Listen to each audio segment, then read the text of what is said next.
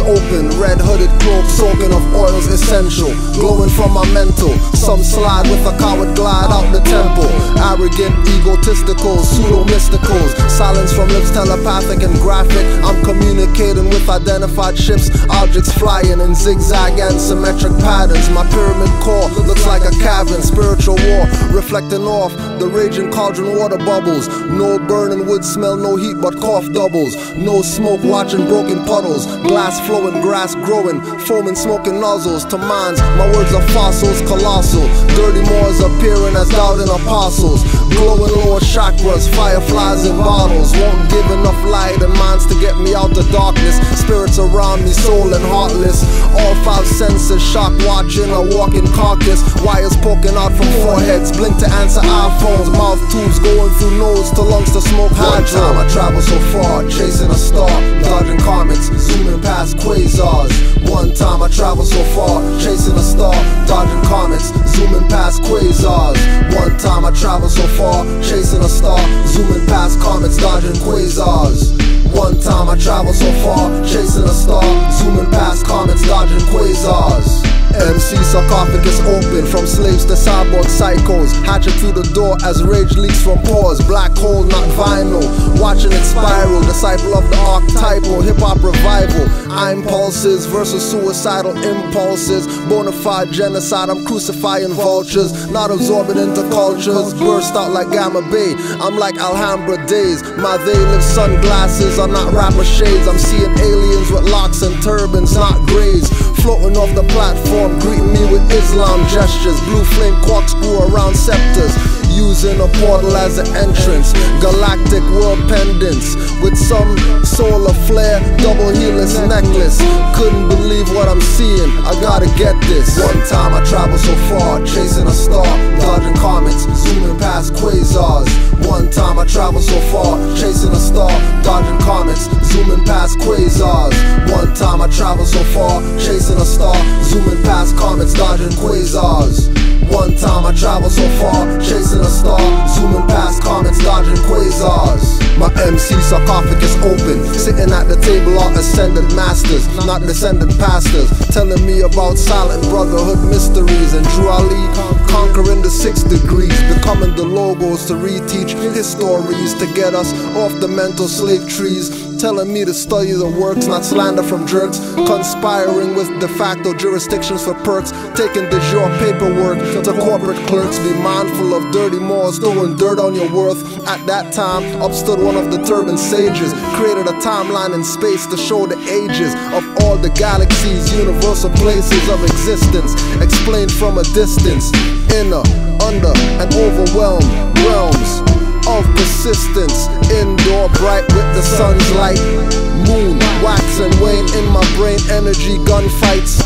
Indoor bright with sun's light. Moons, wax and wanes in my brain, energy gunfights. One time I traveled so far, chasing a star, dodging comets, zooming past quasars. One time I traveled so far, chasing a star, dodging comets, zooming past quasars. One time I traveled so far, chasing a star, zooming past comets, dodging quasars.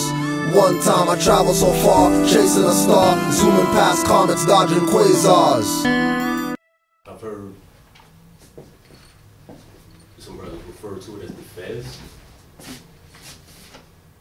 I take it as something that'll be explained or something. Yeah. Okay. We deal with everything, bro. Okay. Yeah, let's rise and do our honors. Huh? Okay, wait a minute. I was gonna say, I usually sit here. Okay, I'll move. Because I guard the entrance and stuff. But, serious? Yes. Quickly. Remember? Face the east.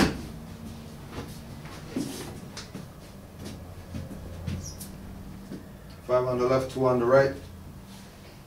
Allah, the Father of the universe. Allah, the Father of the universe. Father of love. Father of love. Truth. Truth. Peace. Peace. Freedom. Freedom. And justice. And justice. Allah is my protector. Allah is my protector. My guide. My guide. And my salvation. And my salvation. By night. By night. And by day. And by day. To his holy prophet. To his holy prophet. Noble Jew Ali. Noble Jew Ali. Islam. Islam. Alright, we'll just start off with our readings to be read every meeting. A warning from the prophet. Yep, yeah, I'm just starting that. I hereby inform all members that they must put an end to all radical and agitating speeches while on their jobs, homes, or on the public streets. We advocate peace and not destruction. Stop trying out your cards with the Europeans, for it causes confusion. There has been much confusion caused by members trying out their cards. The cards are for your salvation. Failure of obeying my orders will be of severe consequence. We are for love, truth, peace, freedom, and when these principles are violated, justice must then take its course. Any member or group of members that seek to hold malicious feelings toward the temple or the prophet, or to violate the divine covenant of the Moorish movement, will receive their reward from Allah for their unjust deeds. All true Moors must obey the laws laid down to them by their prophet, and if they lose confidence in their prophet, give up your card and button, cease wearing your turban or fez, and return to the state where I, the prophet, found you. For this is a holy and divine movement founded by the prophet Noble Juali. And if the prophet is not right, the temple is not right. The prophet is sending out a divine plea to all true Moorish Americans that they may do their part in protecting their prophet and the temple. This is an everlasting movement founded by the prophet through the will of Allah to redeem his people from their sinful ways. Noble Juali.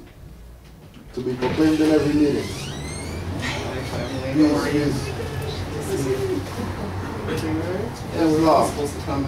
I'm glad to know that I have a few faithful Moors among you all, and I desire for them to know the truth and the divine truth.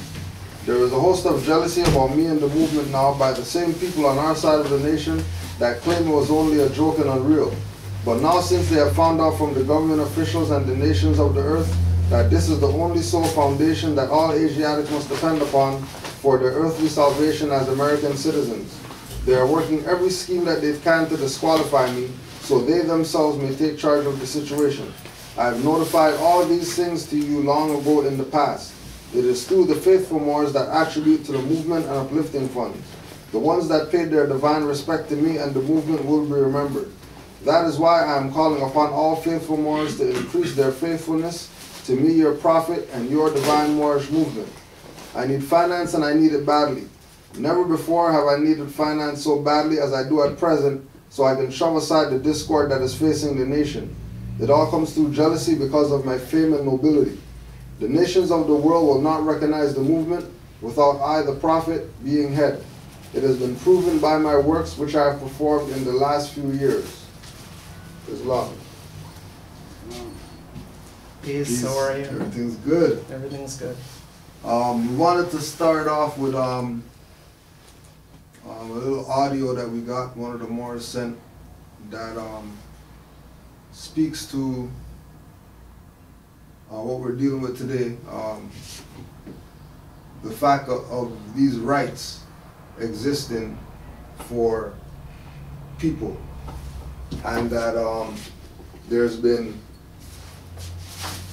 people before that have put things on the record relative to relative to status and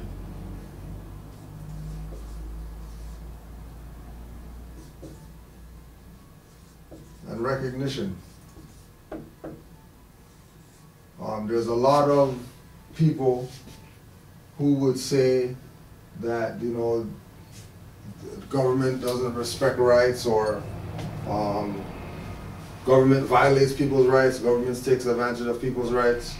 But the reality is that those people who are violating the rights of individuals aren't government. Those people are more than likely some type of colonial corporate jurisdiction that's masquerading as government, as people that have authority when it's not so. But when we look at the idea of rights, in, you know, with our people taking the position of, you know, they can say that they're black, for example, and then they say rights in the same sentence, right? Which there's a separation in these things, because the black, as we know, is civilly dead. And if you're civilly dead, you are minus rights. So rights don't apply regardless how much. So individuals have came, what we're going to listen to is from the autobiography Up From Slavery, or the book Up From Slavery by Booker T. Washington, and this is the audio book. It's only like 30 seconds, but it's impactful what this so-called black man or whatever like that, that was enslaved, coming out of slavery, was involved in the subjugation of our people. Two things that he noticed while in his travels as a Negro or whatever.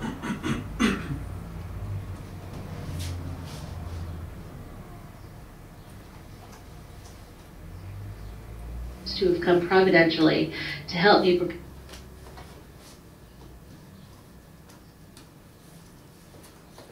I had been directed by the authorities at Hampton to stop at a certain hotel in Washington with my charge, but when I went to this hotel, the clerk stated that he would be glad to receive the Indian into the house, but said that he could not accommodate me.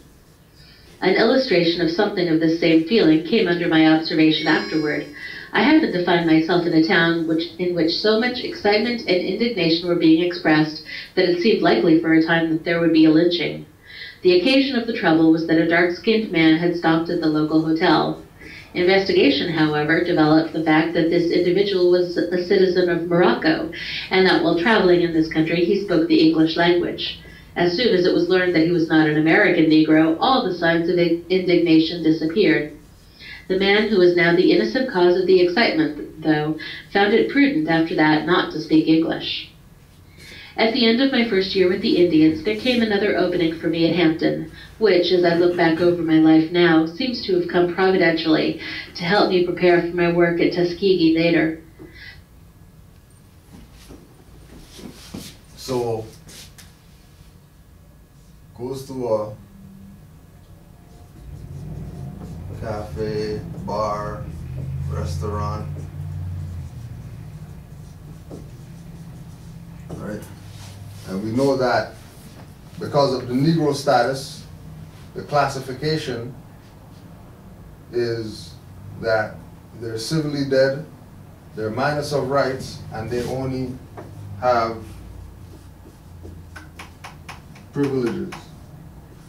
That all privileges are granted by somebody. And if they're granted, that means they can be taken away. The Indian, when he went to the hotel, was received. Because he was a slave, he was not received. Right? So they're letting you know again that there's a difference in the status. Now, the identification of this Indian, we don't know, right? It didn't go there. We don't know if they were dark-skinned, if they were fair or whatever like that, but we do know that once they're using this term, you could be talking about an American Negro, you could be talking about an amalgamated individual, you could be talking about somebody that's not even from the Americas when they use this term, right? If we look at it from the indigenous perspective, the Indian had certain rights that were recognized, which is why the Indian was able to be received at the hotel, whereas the slave was not. Then there was a dark-skinned man who's over here, right? Remember, Booker T. Washington, you're talking about pre-1956. Right? Bring that up. So if it's pre-1956 and they're saying that he's a citizen of Morocco, they're not talking about North Africa. When they said that the individual is a citizen of Morocco but not an American Negro, American comes from or out of Morocco. So being that America comes out of Morocco, the Negro or the American Negro is really Moroccan. Because the American Negro is a slave status or civilly dead, rights don't apply, only privileges, and it's a privilege to go to a restaurant that's owned by Europeans and eat where they eat at their table and stuff like that. You know what I mean? That's, you have to earn those things as far as quote unquote the Negro slave, right?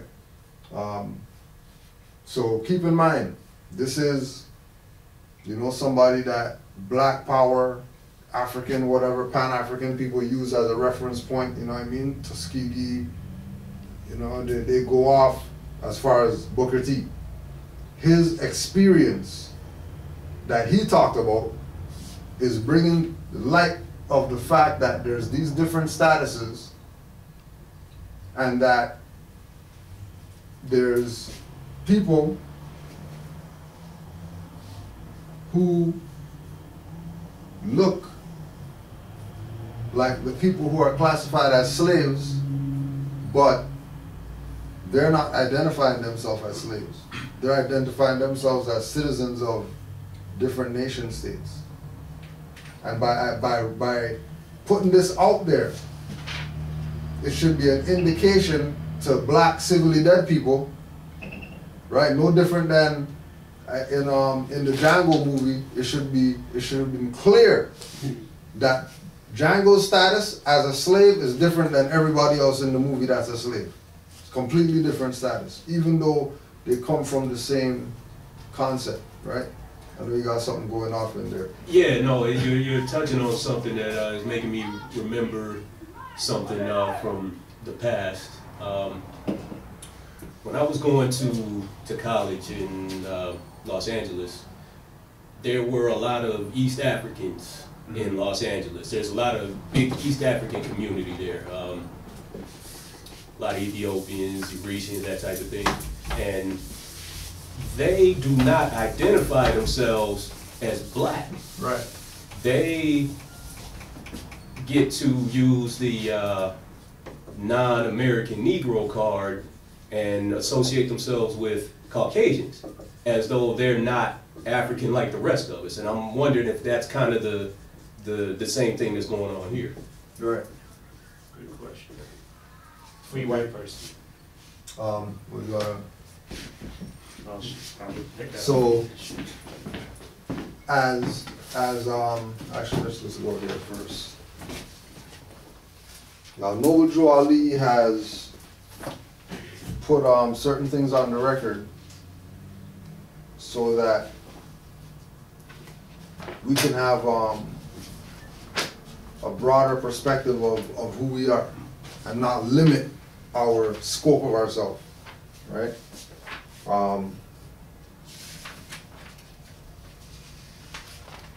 Egypt, the capital empire of the Dominion of Africa. Chapter 47. The inhabitants of Africa are descendants of the ancient Canaanites from the land of Canaan. Old man Cush and his family are the first inhabitants of Africa who came from the land of Canaan. His father Ham and his family were second. Then came the word Ethiopia, which means the demarcation line of the dominion of Amexem, the first true and divine name of Africa. The dividing of the land between father and son. The dominion of Cush, northeast and southeast Africa, and northwest and southwest was his father's dominion of Africa. In later years, many of their brethren from the Asia and the Holy Lands joined them. The Moabites from the land of Moab, who received permission from the pharaohs of Egypt to settle and inhabit northwest Africa, they were the founders and are the true possessors of the present Moroccan Empire, with their Canaanite, Hittite, and Amorite brethren who sojourned from the land of Canaan seeking new homes. Their dominion and inhabitation extended from northeast and southwest Africa across the Great Atlantic, peace, across the Great Atlantic,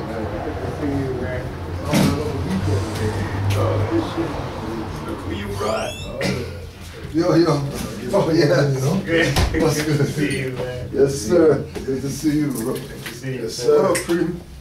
Yeah. What's good, yo? They let you out. Hey, Supreme. What's up? Good? Huh? You got out of the house. Yeah, you better drag me out of here, you know, they put them chains on. That excuse to run, you know? Straight. Their dominion and habitation extended from northeast and southwest Africa across the Great Atlantis, even onto present North, South, and Central America, and also Mexico and the Atlantic Islands, before the great earthquake which caused the Great Atlantic Ocean. So yesterday, crazy you asked that question, yesterday we uploaded a video to YouTube with a little discussion with one of the Moors and somebody from East Africa, because the brother was wearing his fez. And then the East African was telling him, you know, the fez is like a big deal where we come from, and you know what I mean? Like it's big time as far as a headwear. It means something great. And they came to the realization that, oh, they're basically the same people. Now remember, he's from across the Atlantic Ocean, and then the brother is from here. Right? The brother's from here, and he's from across the Atlantic Ocean. And they realize that there's a connection between these two cultures. That one of them would say, you know, black is their identity, right? And Negro, and then all these other things. And then these individuals would have a specific, so the brother was Habesha, right? Quote unquote Ethiopian, right? So he recognized that the connection between the brother who had a nationality that was Moor and the East African, their culture was relative, right? There was a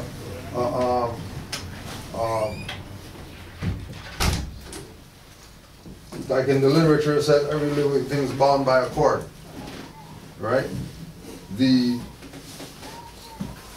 cord that connected the East African to the Moor was the nationality, right? And then nationality is based on what we were saying earlier, status, which is what Amari wanted to get at, because these individuals that have nationalities on the continent of Africa, their status is white, even though they look dark skinned. Their status is white. So when they say white, black people, minority,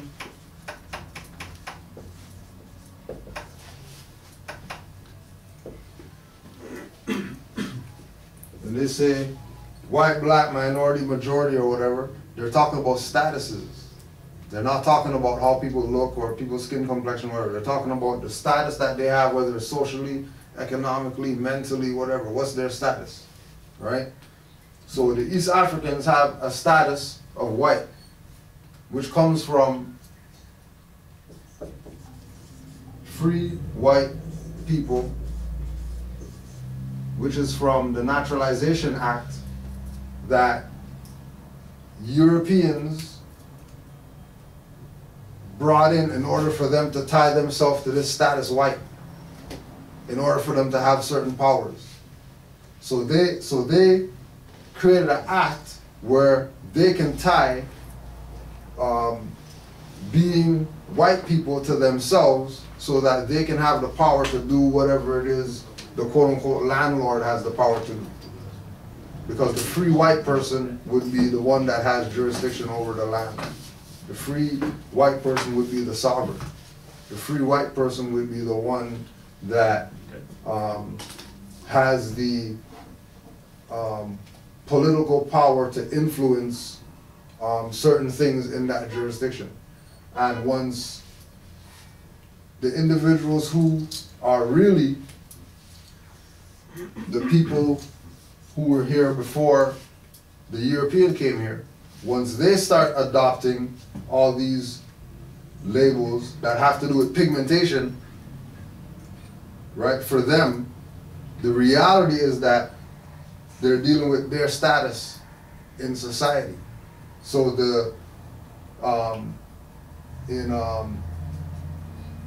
Hindu culture, the Dalits are the black people. Then the Dalits would be the ones that are the dark-skinned ones that everybody's whatever to. You see that they're going through the same thing right now in Arabia with Africans who went there and said, yeah, we're gonna go, and then now they're classified as nothing in land that's their ancestors' land, right? No different than what they did with Palestine and the Jews. No matter what, the same thing that they did with in Liberia, is that the indigenous people have to take a back seat so that these new created people could be the ones that have their status, right? And then in them using those people's status, the people lose more and more of who they are because they're not standing up for the status. Because they've been taught to believe that the status that they have is really their identity, is really who they are, when that's not really factual. So they're building, they're continually building on illusion. They're continually building on a hologram and want to know where's the door and how come we can't park in it, and you know, where's the bed? There's supposed to be stairs. Well, they show stairs right there. How come we can't go up these stairs into our mansion or whatever? That's illusion. So other than legally, then black shouldn't be used at all, right? As a descriptive word, because it's so negative? Right. As soon as you use it, and this is any adjective, as soon as you use it on individuals, that takes away the status of the individual as far as their national origin. So we're never going to have, like we always use the example of Chinese people would never claim yellow. A Ghanaian's never going to claim African. They're going to claim Ghanaian. Only the people in America that are absent-minded of constitutional law, absent-minded of natural law, universal law, are going to fall for the contradiction that a noun could be an adjective, or a person could be a continent. So like, if we say black people, white people, then there has to be purple people, there has to be polka dot people, paisley print people, there has to be all these other labels of people. If there's not those, then somebody's getting played.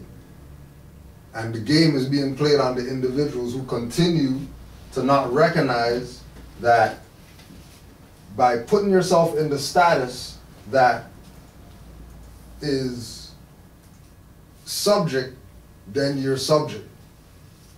If you put yourself in the status of master, then you're master. And they've taken it upon themselves to make sure that we call them white people. They don't call themselves that. We call them white. So as soon as we call them white, now we, who are the real white people, just gave them our power. Because we told them that they're that. And then we take the name black, which when it goes back, that goes back to pale, which is really them people, who we've been calling white people. Like black really goes back to them. Because the etymology goes back to pale. And then the white, the etymology of white doesn't go back to complexion or something colored. It goes back to status. Right? You have a free white person out there? Yeah. He's gonna be all right. right. Should I wait for this? You get used to that. Okay, so you want me to read the definition of a free white person? Yes. Okay. Yes, sir. Free white person. Free white persons referred to in Naturalization Act as amended by Act July 14, 1870, has meaning naturally given to it when first used in one, I'm not sure, statute 103, C3, meaning all persons belonging to the European races, then commonly counted as white, and their descendants, including such descendants in other countries to which they have immigrated. Right, so it had become that free white people would apply to Europeans, right, through this act of naturalization. Right now, keep in mind that when you naturalize, you have to give up something.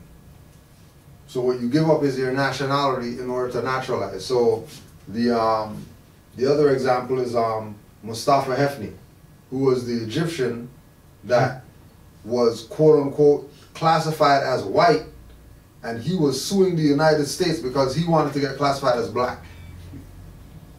And he was mad that they had him, his documents had him as white.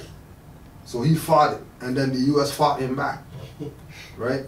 Now, the fight going on between them is happening because he's given up the thing of the statuses. That's been the secret out here. That these titles don't have anything to do with complexions of skin. He's making the argument that this has to do with complexion of skin. And they're like, we don't want to argue this. Because if we argue, now you're giving up, that now we're going to have to say that you're dark skinned, but you're classified as white. You know, that's the law. That's not something that's debatable. You know what I mean? That's not something to go to court about. Right? But again, with the mindset, so he, you know, he would go around doing lectures, and he's like, you know what, I'm Egyptian. And when you do the research, the Egyptians are black people, so I need to be said that I'm black or whatever. And they weren't going with it. Like, they weren't giving it the time of day for him to make the argument, because it's going to reveal too much once they make the argument. Yeah, more. Is that the brother that had that was trying to take the business loans from the African guy that was trying to take the business? I believe so. Yeah. He was basically saying that because he was classified as white, he couldn't get access to a lot of the so-called benefits that were set up for quote-unquote black people.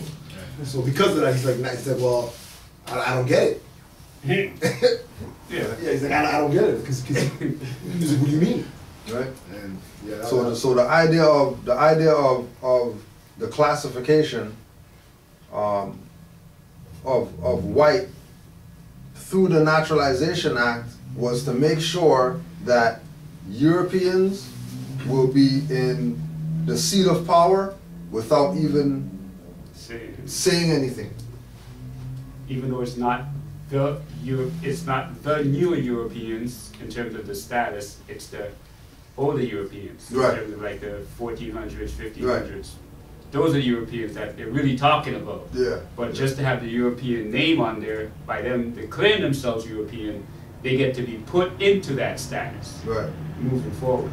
And then also too, keep in mind of the myth about Europe and continents, and that's not a continent. It's not a continent. Europe's in Asia.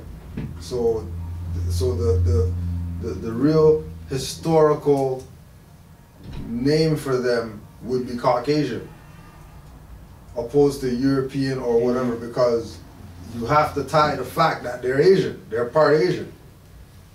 There was I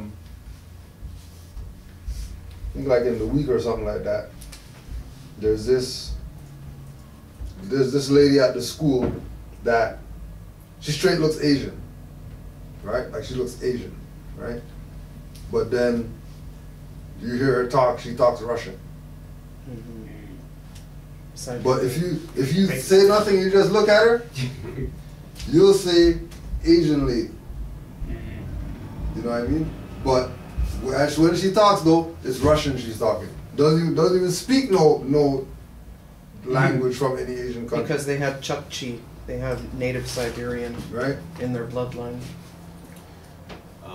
I wanted to go back to the Europe is in Asia thing. Yeah. Is that where the word Caucasian comes from, because of the Caucasus Mountains, which was located in Asia, and right, they just combined it, that's why they're exactly called Caucasians? Exactly. Okay, thanks. Because that's really like, as far as the geographical location, right? That's where really the designation of them is. It's not Europe per se, because when you go to Europe, that used to be Asiatics around that. Dark skinned people around that. So, you know, they really don't fit there like that. If you do the research, then, you know what I mean? But if the majority of people who don't research, they just say European, and then they figure, oh, well, you know, that's where they're from too. But they invaded and moved in. But they moved in there. You know what I mean? They went from somewhere else there, right? Now in the definition, there's some more stuff after what you just read. Yes, I'm just telling you. Yeah, the small print. Yeah, Okay. yeah. So we can read that now. Close here. Okay. Free white persons includes all European Jews, more or less intermixed with people of Celtic, Scandinavian, Teutonic, Iberian, Latin, Greek, and Slavic descent. It includes Magyars, Magyars, Lapps, and Finns, and the Basque yeah, and Albanians. It includes the mixed Latin, the Celtic Iberian, and Moorish inhabitants of Spain and Portugal, the mixed Greek, Latin, Phoenician, and North African inhabitants of Sicily, and the mixed Slav and Tartar inhabitants of South Russia. You want me to finish it? Yeah, yeah. Okay. It does not mean Caucasian race, Aryan race, or Indo-European races, nor the mixed Indo-European, Dravidian, Semitic, and Mongolian peoples who inhabit Persia. A Syrian of Asiatic birth and descent will not be entitled to become a naturalized citizen of the United States as being a free white person. I don't know how to Yeah, that's good, right? Okay. So, free white person does not include Caucasian race, because it's not dealing with skin complexion. It's dealing with status. So once the individuals who realize that this is really their status embrace it, then the people who have been claiming to be the status that aren't it can't be it anymore. Because now the true person with the status is now stepping up to take the place. Whereas right now it's a imposter in that place. The people who are in the seat of power, they're in the seat of power under the guise of free white people. Even though they don't say that out of their own mouth, the social engineering is that those are white people, and then these other people are black people, but everybody else, they're not colors. They have nationalities, they come from different tribes or whatever like that, but only these two people are classified as this white, black, whatever, paradigm, right? And once the people who are classified as black realize that's not them, they stop using it, so now that becomes vacant. That claim, that title, can't be used if nobody's saying I'm that title, right? That's the whole thing with why with the, you know, get rid of the N-word and stop saying, bury the word nigger and stuff like that. It's how a funeral for the word nigger, and they're not burying no word. Like, that's not happening. You know what I mean? Because there's still gonna be niggers. Like, you're not gonna get rid of a word to get rid of, it's the people that are gonna get rid of the concept, right? Can I give some clarity on what a Moorish inhabitant of Spain and Portugal is? You wanna, I know that's your jurisdiction, if you will. Please, I know that's your jurisdiction. Yeah, just briefly on what you've found out, being that you're, you know, from that area of the world. Well, I'm of Southern Italian descent. My parents are from Calabria, Italy, and we know Moors as, well, I do. They know too, but a lot of them are not going to come out and acknowledge certain things in my family. But Mauros, Moros, right. You know, I know who you guys are, but my family of origin's kind of like hush hush on it. But they know.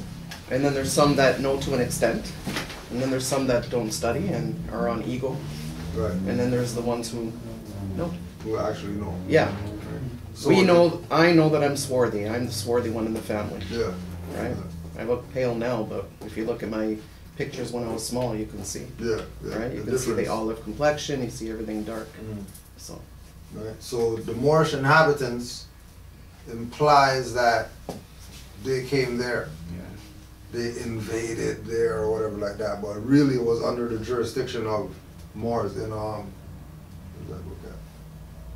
There's a book that a brother wrote dealing with the Moorish connection to Florida, and about how all the Pensacola? yeah, the Pensacola book. Pensacola. Talking about how all the different places or architecture in this area is like direct relation to how it is in Morocco, right? Like certain beachfronts are exact replica as if you're over there. You know what I mean? So you're gonna get few Europeans are gonna come out and say that it was the good life when the Moors ruled in Europe. Majority of people are gonna go with the whole propaganda of, you know, making it look like, you know, some conquering, whatever like that. But then, you know, if you got street lights and, you know, air conditioning and libraries, and so you go, some guy over there is gonna make you weapons and all that type of stuff, it's not really that bad.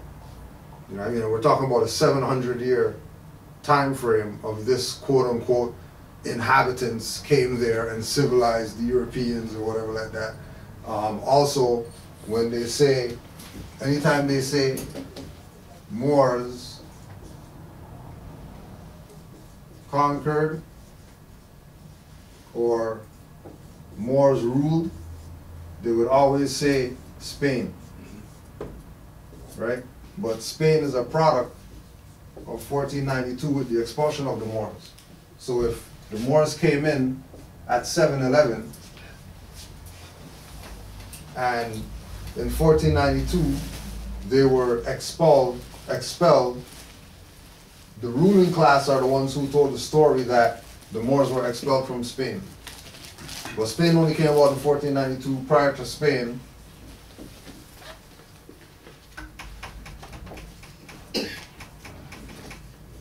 Al-Andalus was the original name, and then Spain came about from Ferdinand and Isabella uniting their kingdom, which is where,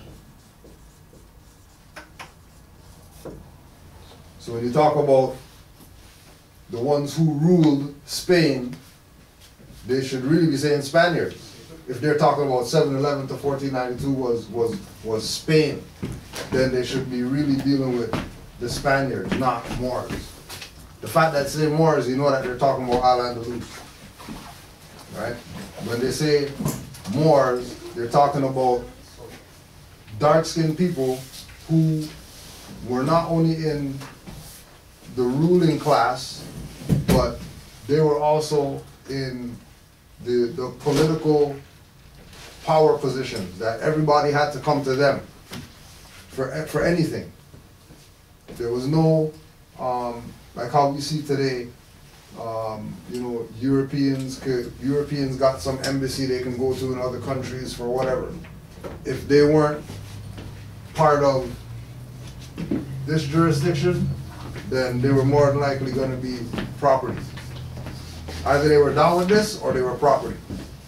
Either they were in harmony with being under Islamic rule, or they got ruled over. Right? And as well, keep in mind that this idea of Spain, Spaniards, 1492 also translates across the Atlantic to over here with these individuals who, under the same idea, conquered, ruled over land that belongs to Aboriginal Indigenous people. And they had the Aboriginal Indigenous people in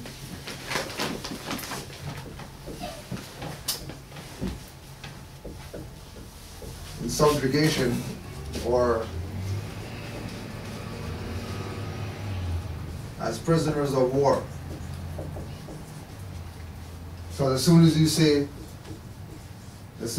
slave, you take yourself out of the status of being able to receive something for what's happened to you. Right? If you're subjugated, if you're a prisoner of war, you have something coming for you being put under these situations. If you're a slave, then it's voluntary. So in a sense, it's sort of like Buddy going from Egypt, wanting to be placed on the black, right? To get the No, and again, like he's coming from a mindset of over here there has to be something to offer over here to come over here. But in order to reap the benefits, you have to give up something.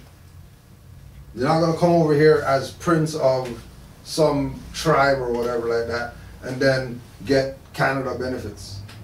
Like you're gonna have to give up your status of prince to be a ward so that you can be able to receive. Right? This is where it comes into with a lot of these people, and it was something that was more noticeable, like when we were in high school or whatever, that you have somebody come over here from Hindustan with 18-letter name, and then they straight cut their name down and tell them that's their name now. You know, it's a Pradheep Singh, whatever. Well, we're just gonna call you Pradheep because that's all that fits on your stuff, and then they go with it because you know they're gonna get their benefit, right? Bobby. You know, but then you go to his house and they're talking in the language like, hey, your name's not Bobby. How come they don't call you? Oh, that's not my name. They just call me that because we're here now. We're in the Western world. But even though they're in the Western jurisdiction, they haven't lost their culture. Whereas we're in the Western system, we've lost our culture. We're just grabbing at straws for identity. These people might grab at a straw, but if worse comes to worse, they throw that straw down, they go back to where they came from. And don't lose anything as far as their rights, their power, their whatever. They only lose that when they come here.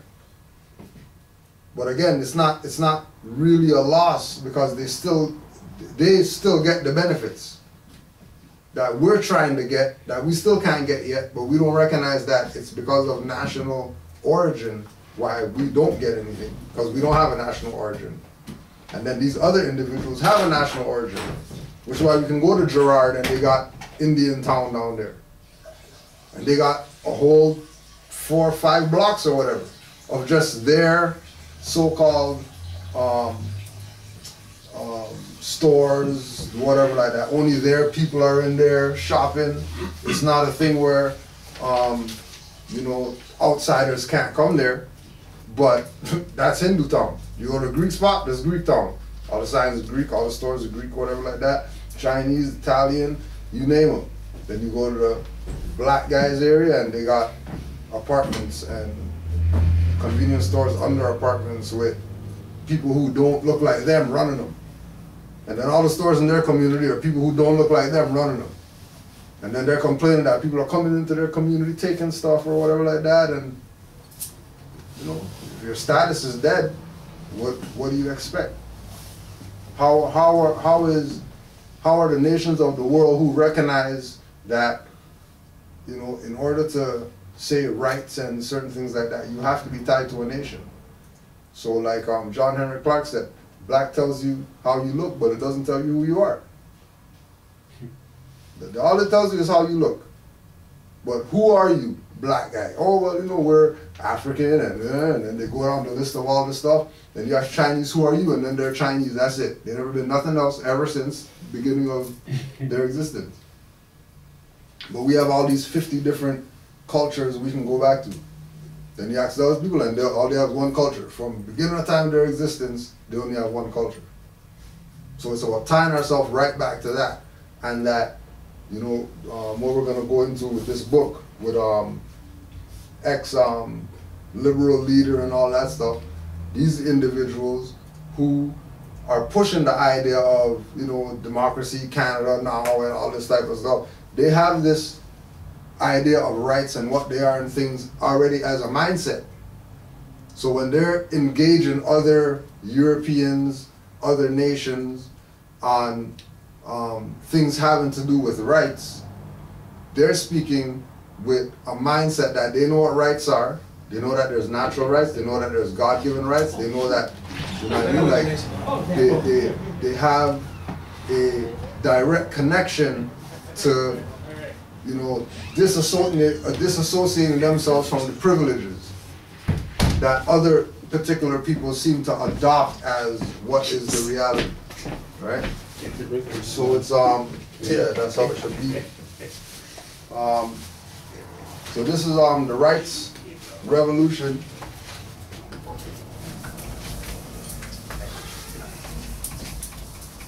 This name's gonna be familiar to some people.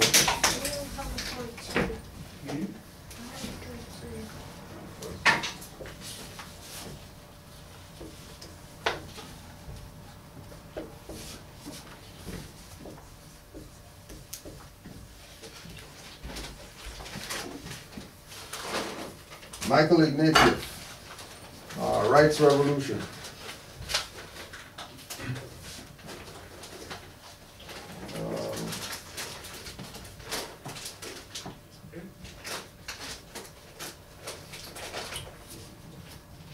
What exactly does it mean to have a right? If we ask these questions in our own country, the answers seem obvious. Citizens have rights because our ancestors fought for them. Rights are not privilege given by those who rule us. We've either inherited them from past struggles or won them with our own two hands. When people found governments, they do so not in a state of nature as Jean-Jacques Rousseau supposed, but in historical time. And they come to the business of making new rules of government with pre-existing rights.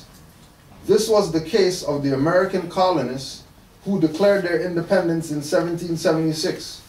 Their Declaration of Independence was not an attempt to create rights out of nothing, but an affirmation that their existing rights as British colonists had been abused, and a proclamation that thenceforward they would have safeguarded those rights in a constitution of their own. The British North Americans who created Canada in 1867 had rights prior to our Act of Confederation simply by virtue of being British citizens in Crown colonies. So did Aboriginal peoples. They were self-governing nations, and their rights of self-government were confirmed by the British Proclamation of 1763. So 1763,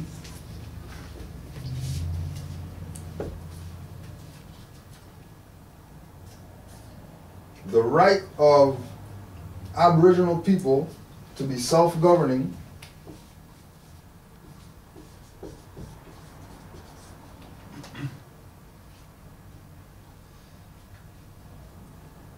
right? So the right of people to be self-governing was recognized as far as whoever's under the British Crown was recognized since 1863. Now they also brought up 1867, Canada founding. And they also brought up 1776, right? Declaration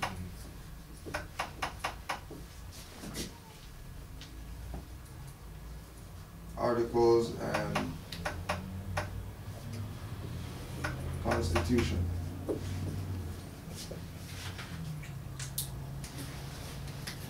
So the Aboriginal people, 1763, authority to self-govern. We've had situations where, based on this self-governing mindset, that our status as Moors is recognized, right?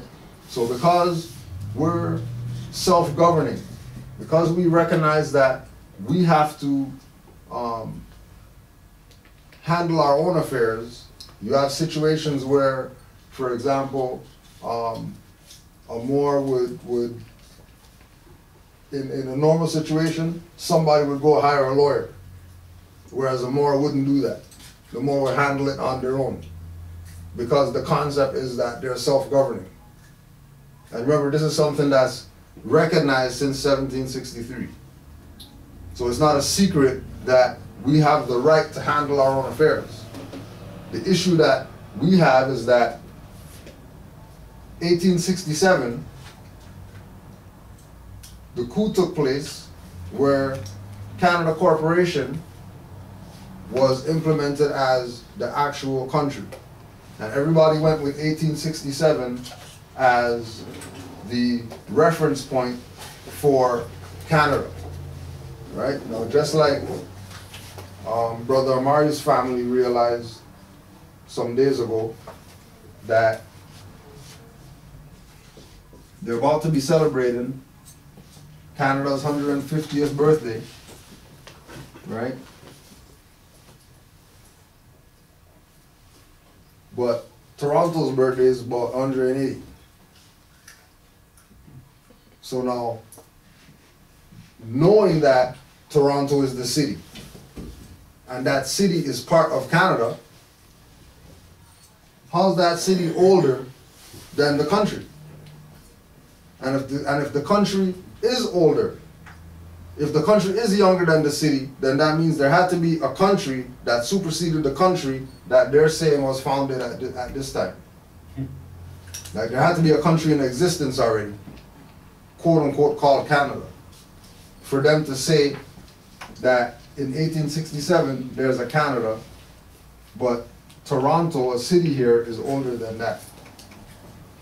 And this is where you get into the whole concept of the takeover, where colonial forces implemented their corporate policy on all levels.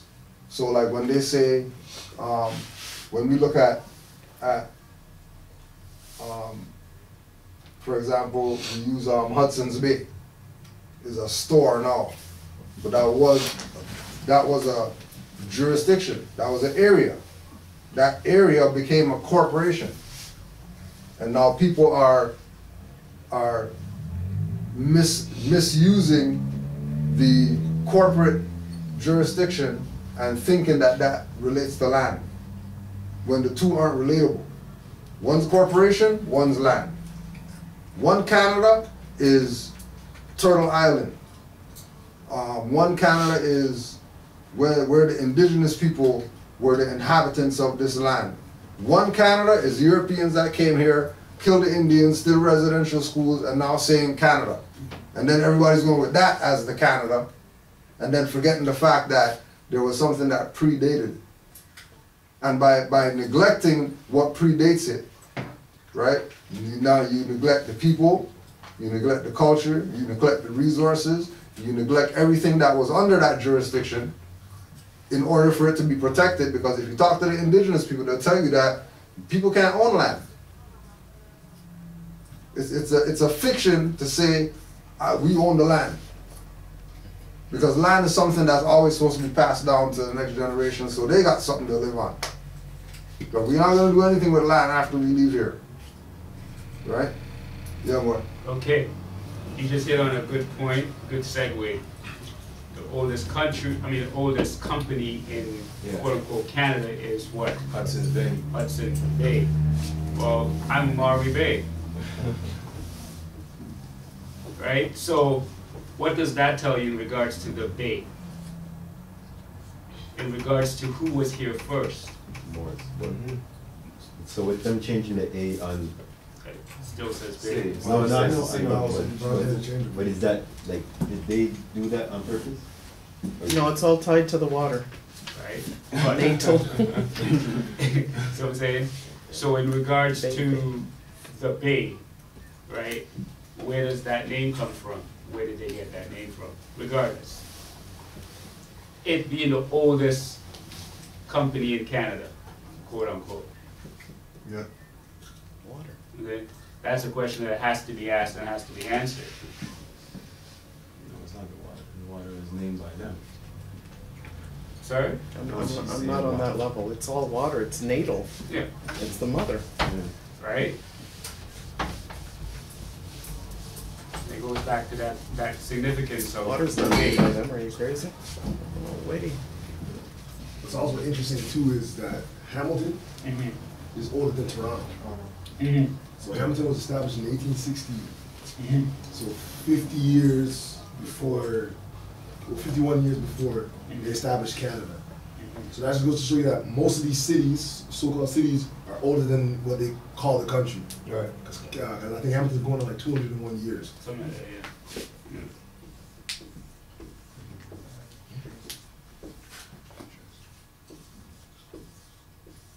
Alright, just so if anybody needs it, that's Canada's corporation number. U.S. Security and Exchange Commission website. U.S. Security and Exchange Commission website, punch in that number, and then Canada would come up as being corporation. Canada would come up as having business office and all that. Right? So it's not something that, you know, like we heard some stuff and we're pulling some stuff from some people who don't like Canada, anti-government, whatever. This is their stuff that's verifying that Canada's a corporation. And the fact that it's a corporation, people should highly consider what they are if they're claiming to be citizens of that. Because if it's a corporation, you can't be a citizen of it, only an employee. Okay. Get it all out, bro. Don't worry. Get it all out. I mean, it's Get it all out. obviously like it's mind blowing because it's like just spent my whole life being lied to basically. But Basically.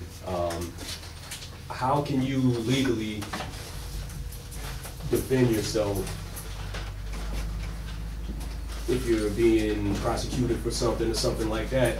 Can I tell a police officer, you're not even working for a real country. You know, you're not, this isn't even a country. You can't arrest me. Like, can I tell him something like that? Or like, how can I put that in my everyday life? Well, just like we were talking about with the white and black,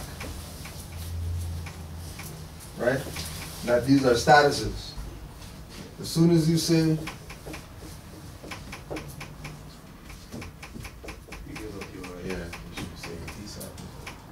as soon as you classify him as an officer, you just gave him the power that he's gonna use to violate you. Just because you called him officer. Because these people are hired.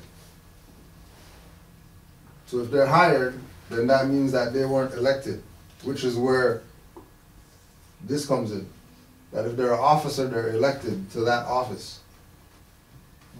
But because they're hired, because they fill out an application, they're actually imposters when they say that they're this.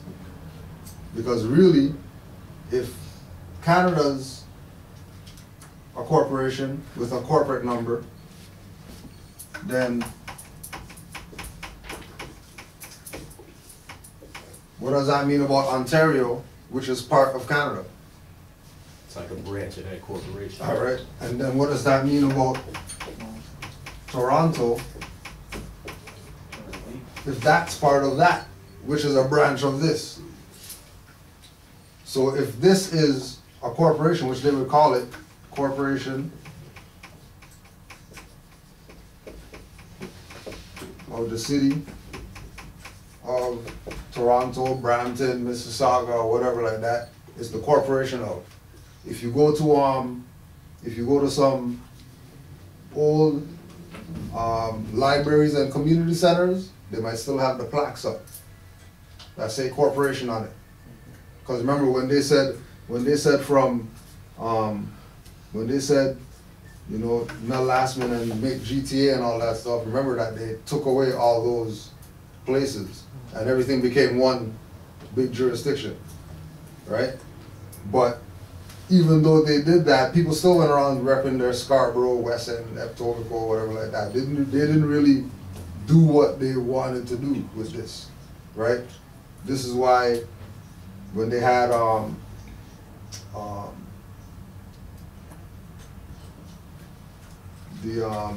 when they had Mega City, is another one that came and died because they're always trying to amalgamate.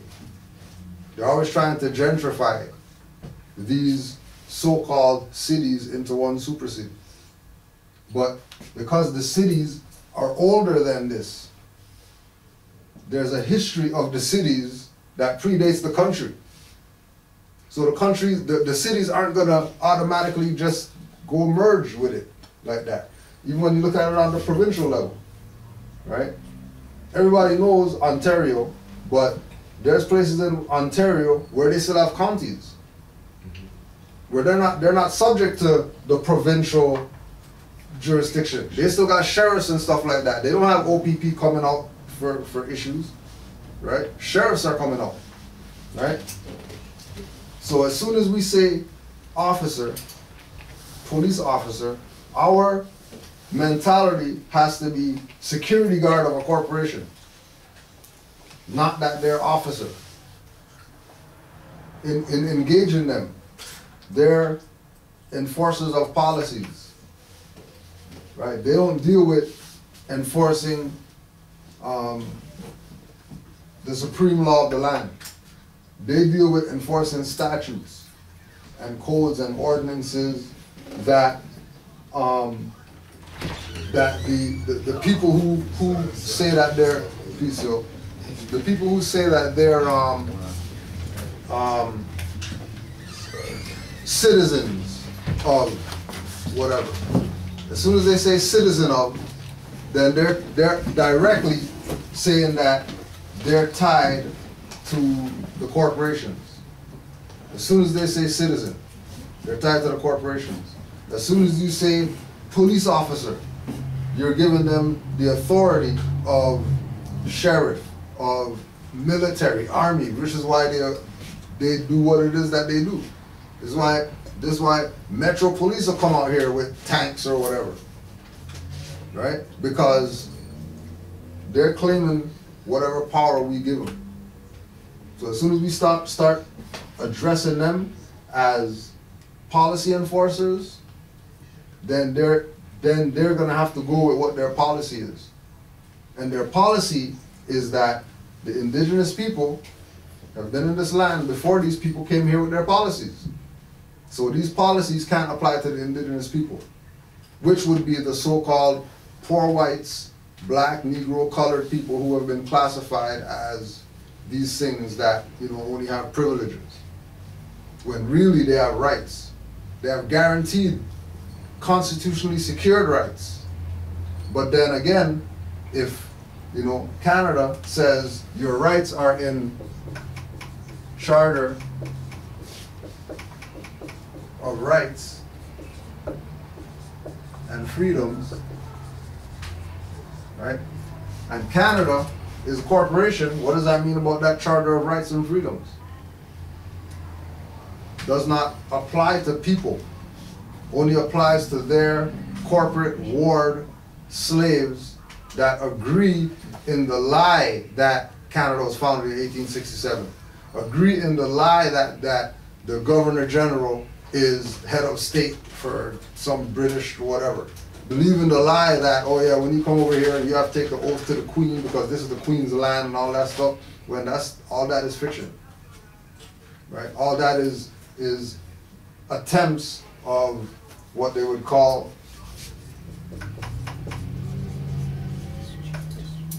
escheat the rights or hypothecate the rights, right?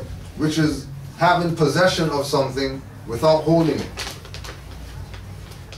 And then because of the individual who owns the rights, because they take the position of abandon it, that they're not going to claim the right, they're going to claim privilege, right?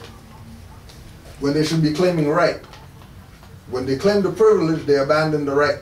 When they abandon the right, that's what allows them to escheat, or that's what allows them to hypothecate, where they have jurisdiction over something without holding it. So, another example of hypothecate or escheat,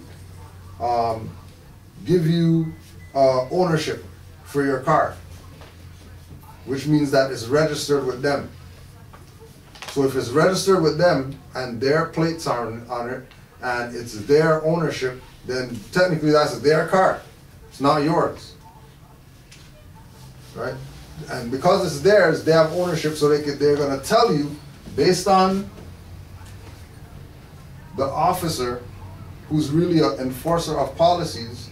The enforcer of policies position, is going to be make sure that you follow the policies. You can't follow anything else but the policies. If you're not going with the policies, then you're quote unquote anti-government, when really and truly you're anti-corporate activity. You know, really and truly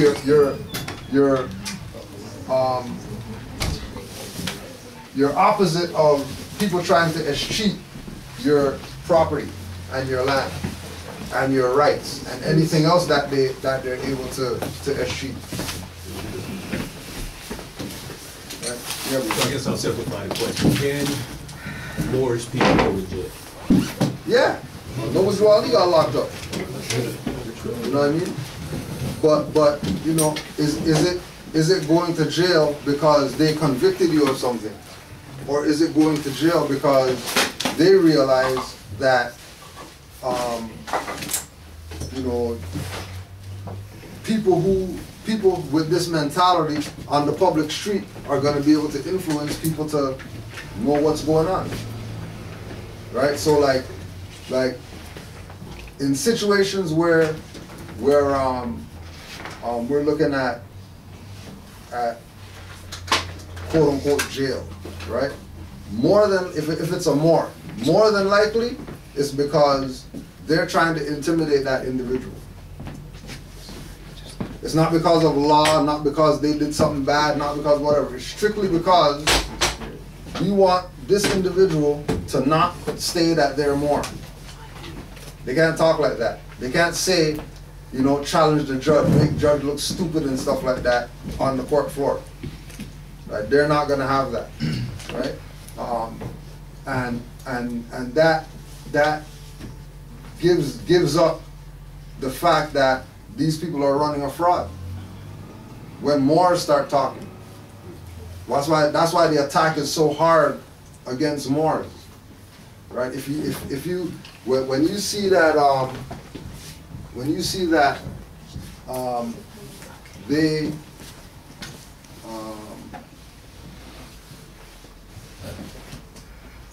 like one of the things that we noticed was, for example, when you go to court now,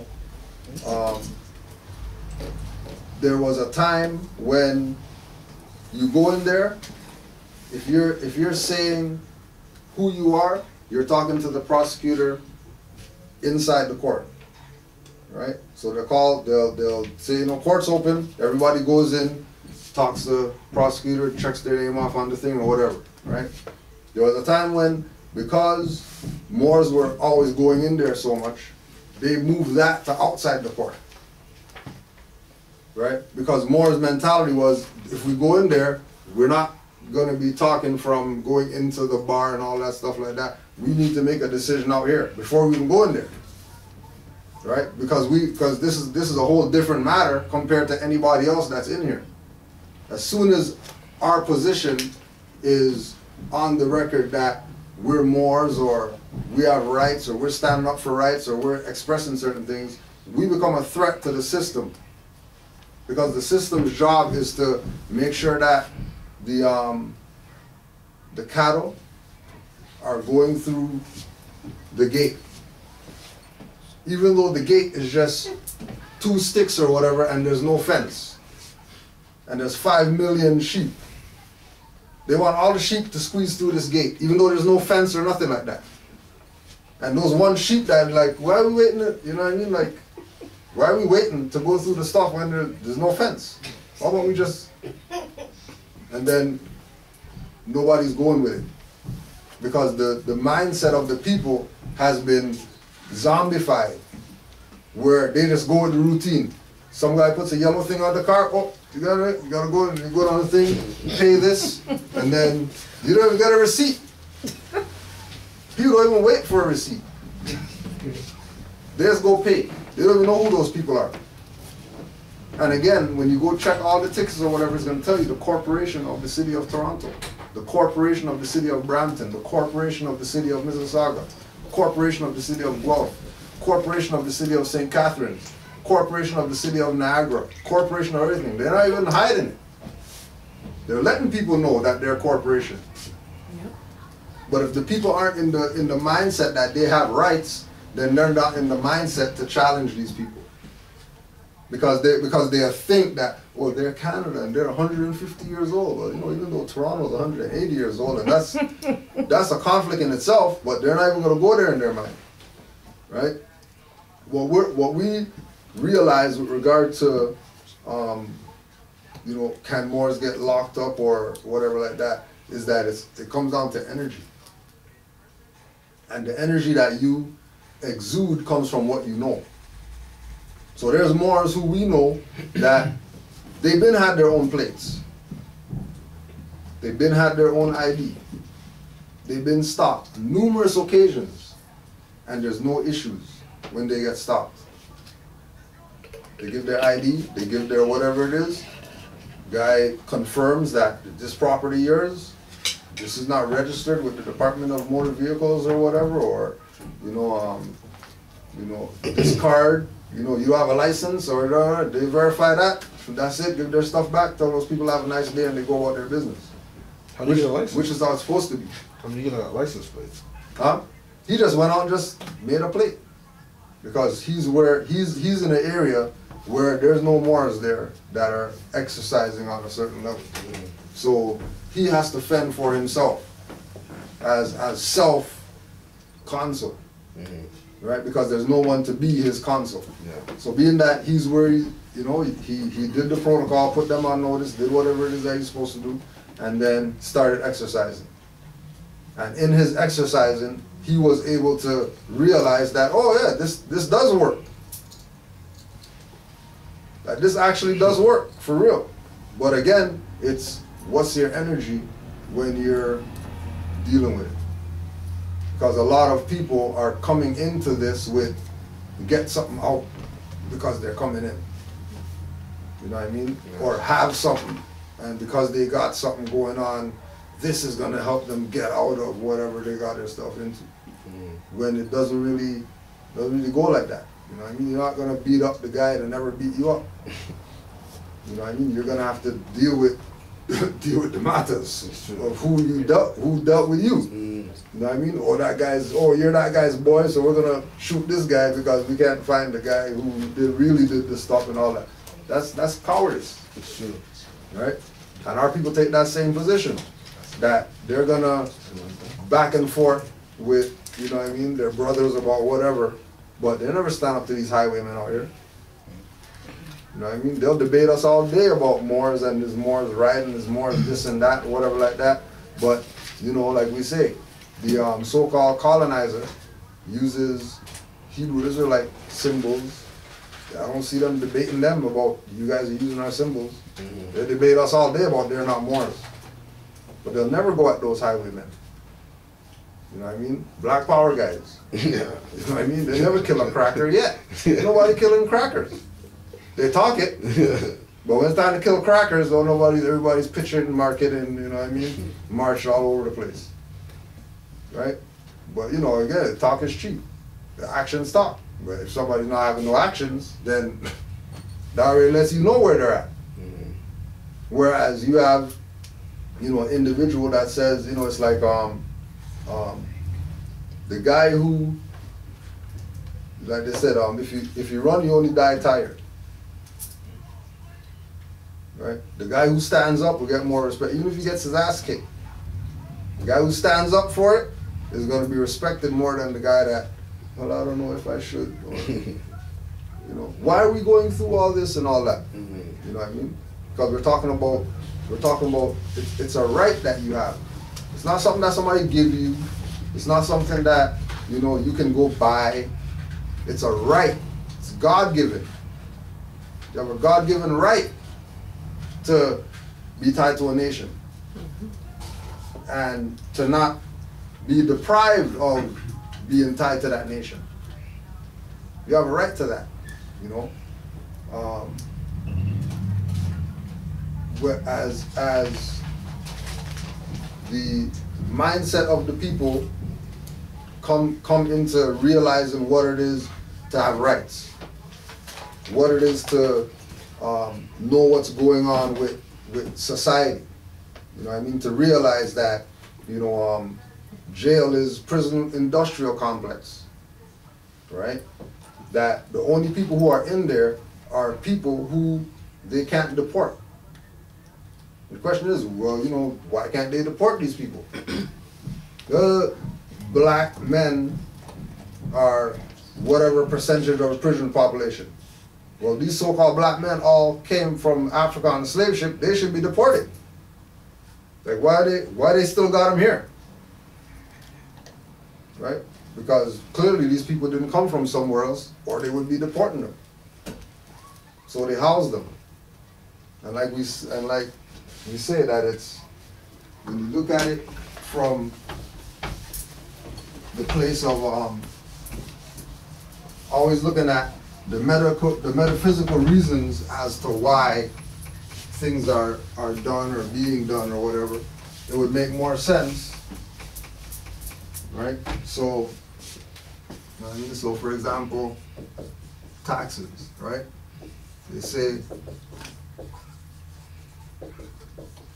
War Measures Act is what created taxes, right? Now you have today Canada Revenue Agency saying that, you know,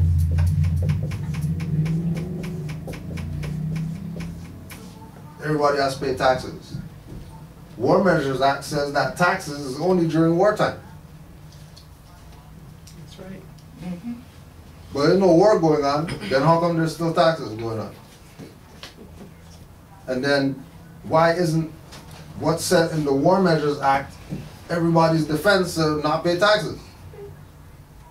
Whether or not they're gonna go get, you know, a special lawyer to go help them with tax stuff when stuff's right in the War Measures Act about taxes. Right?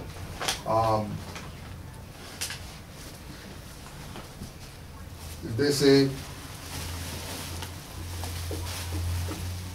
people who are criminal, they tell them ruthless. Right? Right, Ruth is a Moabite. And Moabite is the ancient name for Moor. So if you're less of Ruth, then you're less of being a Moor, you're less of what your ancient foremothers and forefathers were. If you're minus what your ancient foremothers and forefathers were, then they're definitely not going to protect you if something goes down, right? Which again goes back to the thing about with, you know, Moors getting arrested. It's either because they are being taken advantage of, so people can have that mindset, oh, Moors get arrested. I'm not going to be Moor because Moors get arrested, right? Either that's the mindset, or that these people who are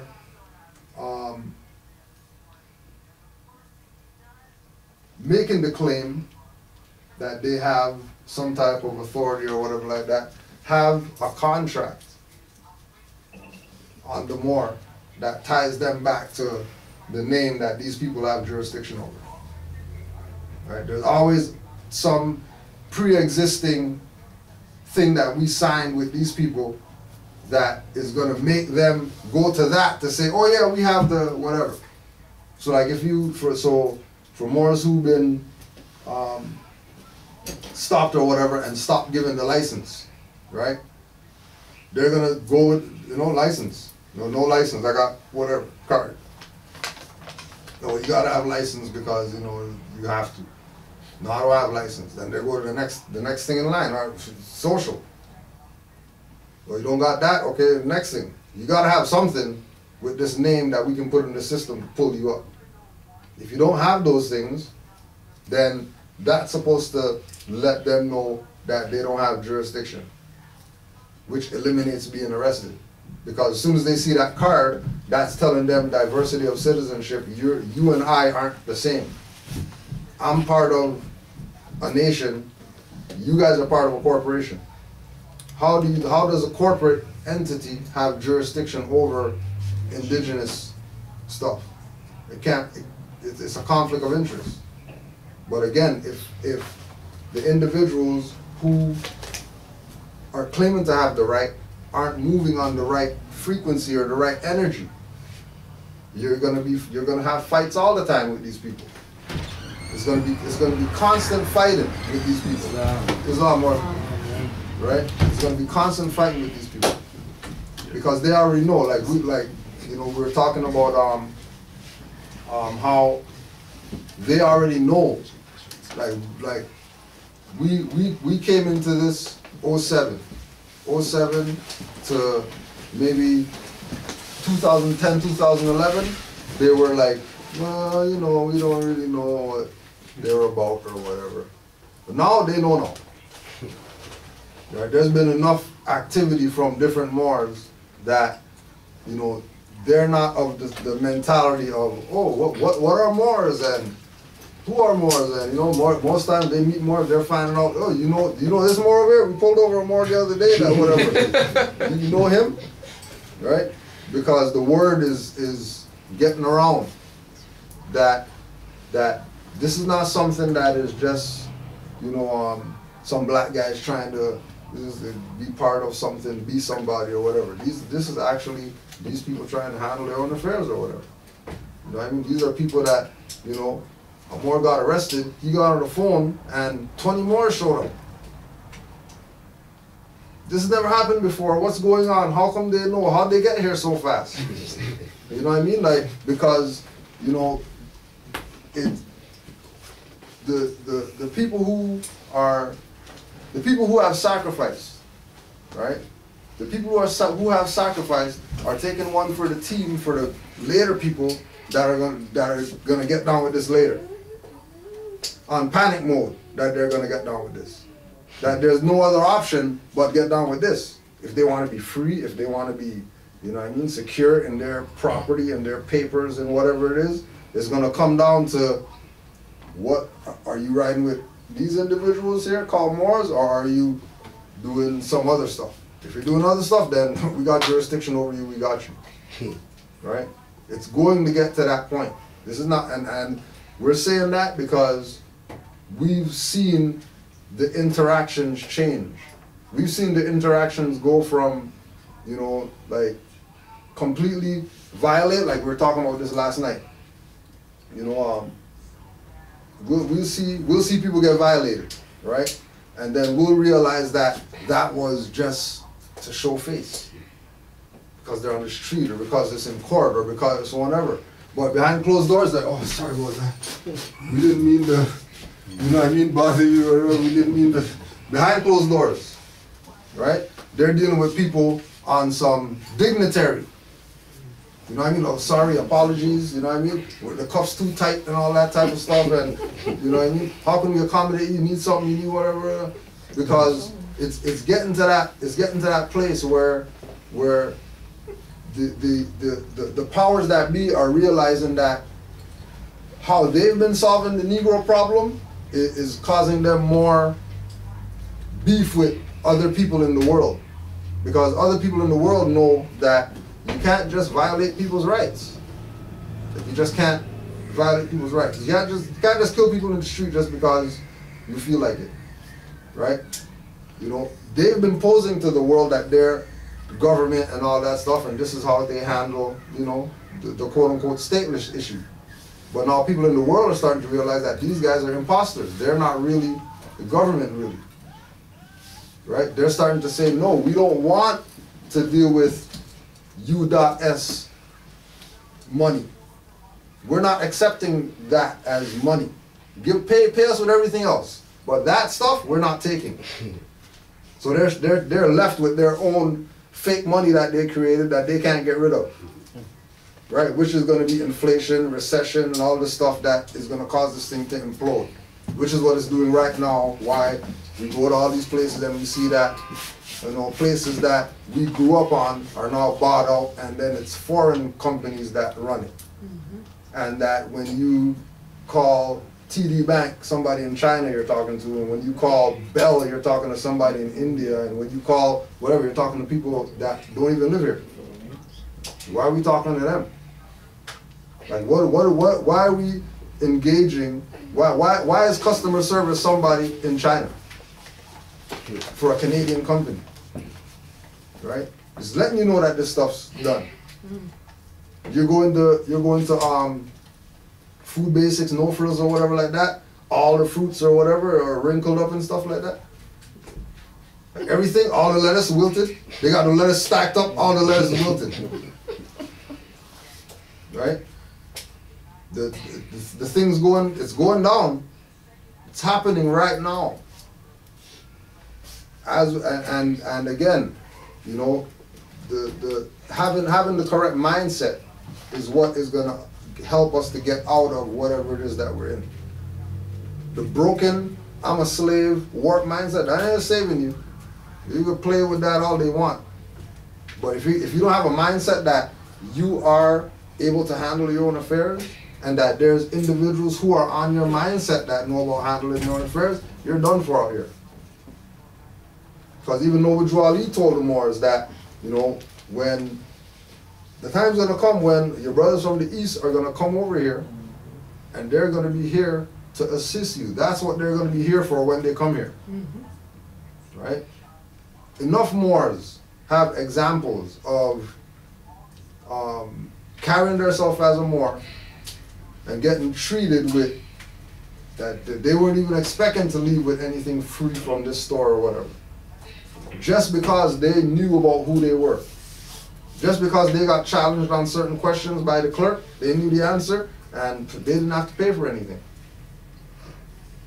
Right? Or, you know, their tax were waived, or their debt was discharged, or whatever like that. Just because they knew.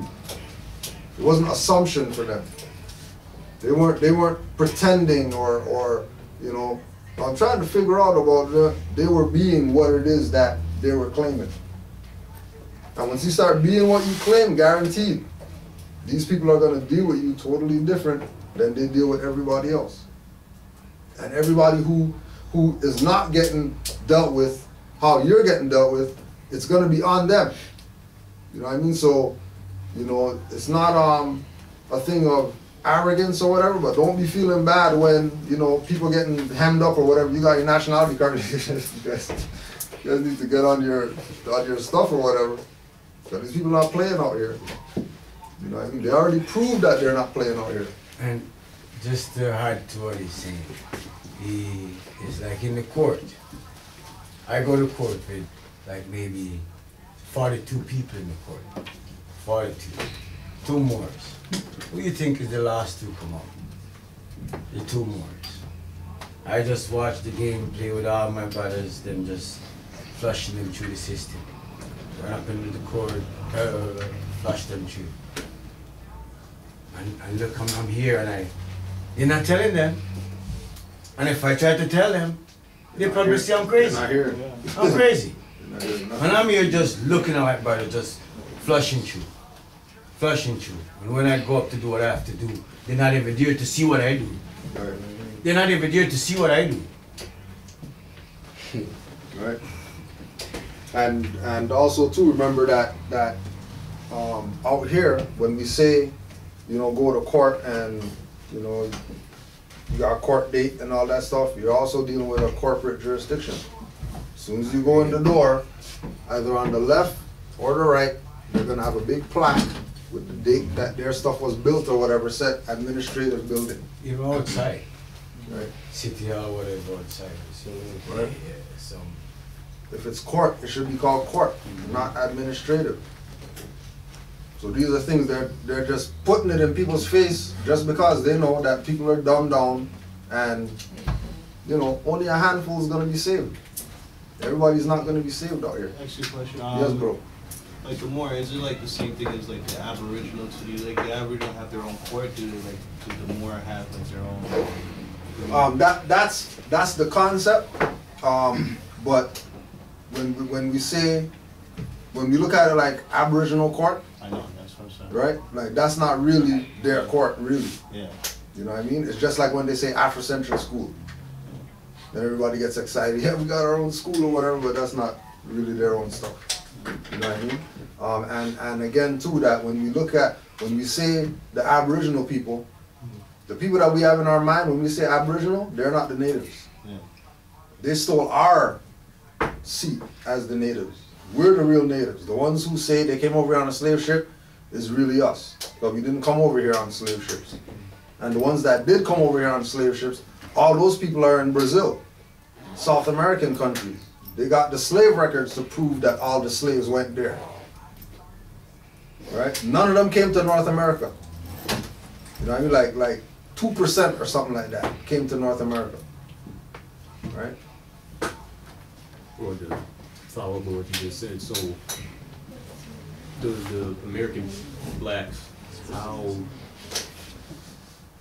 if, I mean, like, my family was slaves, so how are we just part of that 2% that didn't go to South America or something? Well, I mean, if we look at, But let me just, I was just asking a question in regards to that you just mentioned that your families were slaves. Can you prove that? I can't physically prove it, but see, that's the point of contention that all of us have, is that your family was told that they were slaves.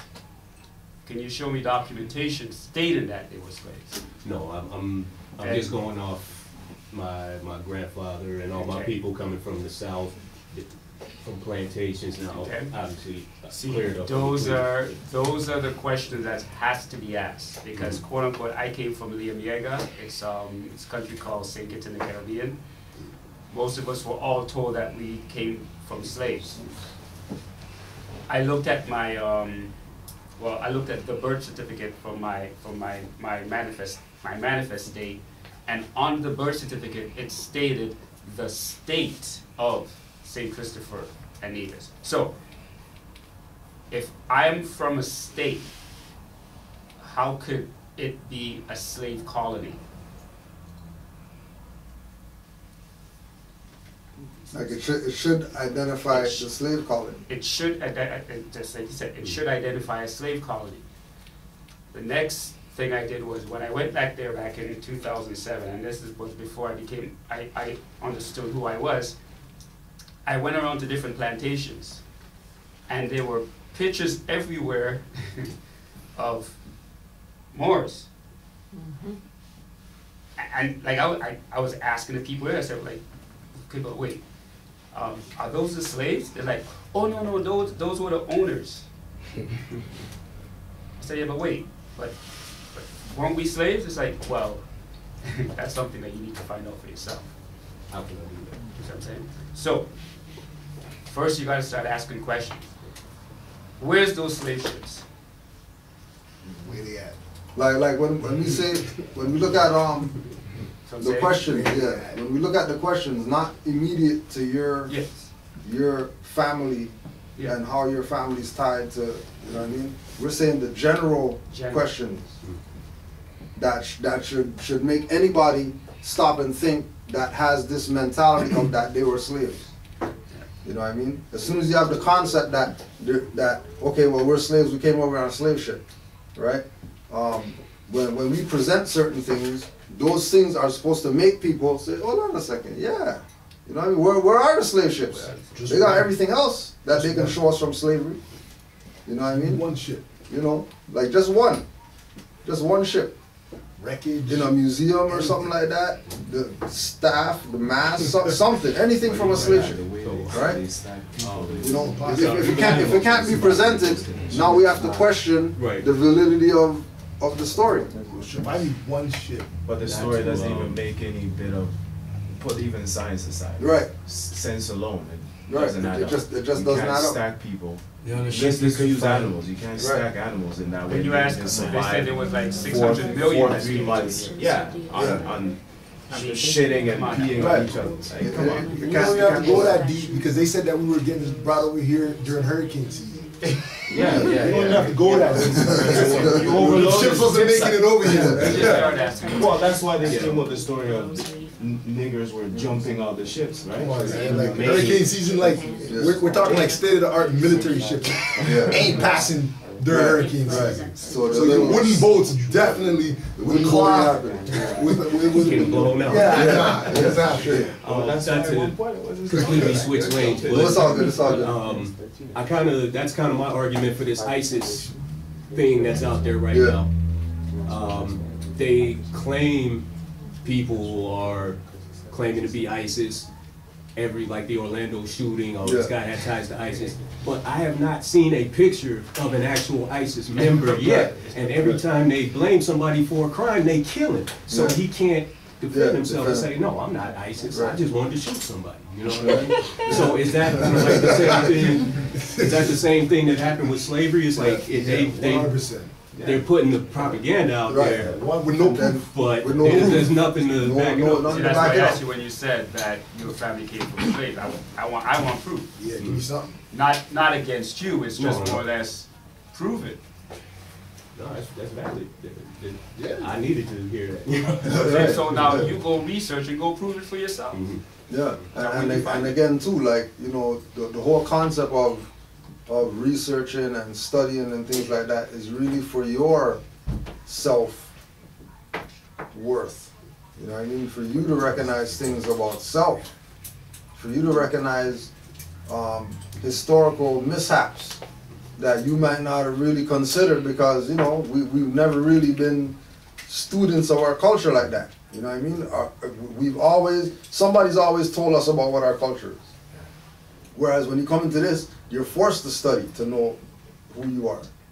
You know what I mean? That's just the prerequisite for knowing who you are, that you really know. Like, you can't just, you know what I mean? Yeah, I'm a dentist, you know what I mean? Open your mouth. The guy who opens his mouth, that guy's warped. Because he's not checking this guy's credentials, that he's a dentist or whatever. And then the individuals telling people without credentials, open wide, say I and all that stuff, they got mental issues that they're dealing with. So then is the Bible the greatest story ever told? Right. Or is the slavery story the Yeah, greatest for story real. ever told? Well, I mean, they go hand in hand. Because, the Bible was the tool to enslave these people. And I think they got away with it because no matter where we were in the world, our cultures are in some parts identical, similar, same. So it was easy for them to bestow that lie. That's right. Okay, that's something to say. Yeah. So then, like the cotton industry, the sugar industry, the rubber industry, I mean, they got rich, right? Yeah. Off of this. So definitely. explain to me, like, okay, didn't come on slave ship, but enslaving the people here. Yeah. Okay, so explain to me, because if I'm being lied to, right? Yeah. And I am. So explain it to me, how everything happened. As far as them enslaving you and and becoming rich it was as they really are. Just monetarily, the people over here that they did it to. Did you guys have a role in that too? Oh, most definite, definite. Because there's no way that the Europeans are getting to the inland without talking to the chiefs and all that. That there had to be individuals on our side assisting them for them to even have the idea that Mississippi River and stuff like that. That's inland. You know what I mean? They're not supposed to even be near those places. But somebody, and again, you go to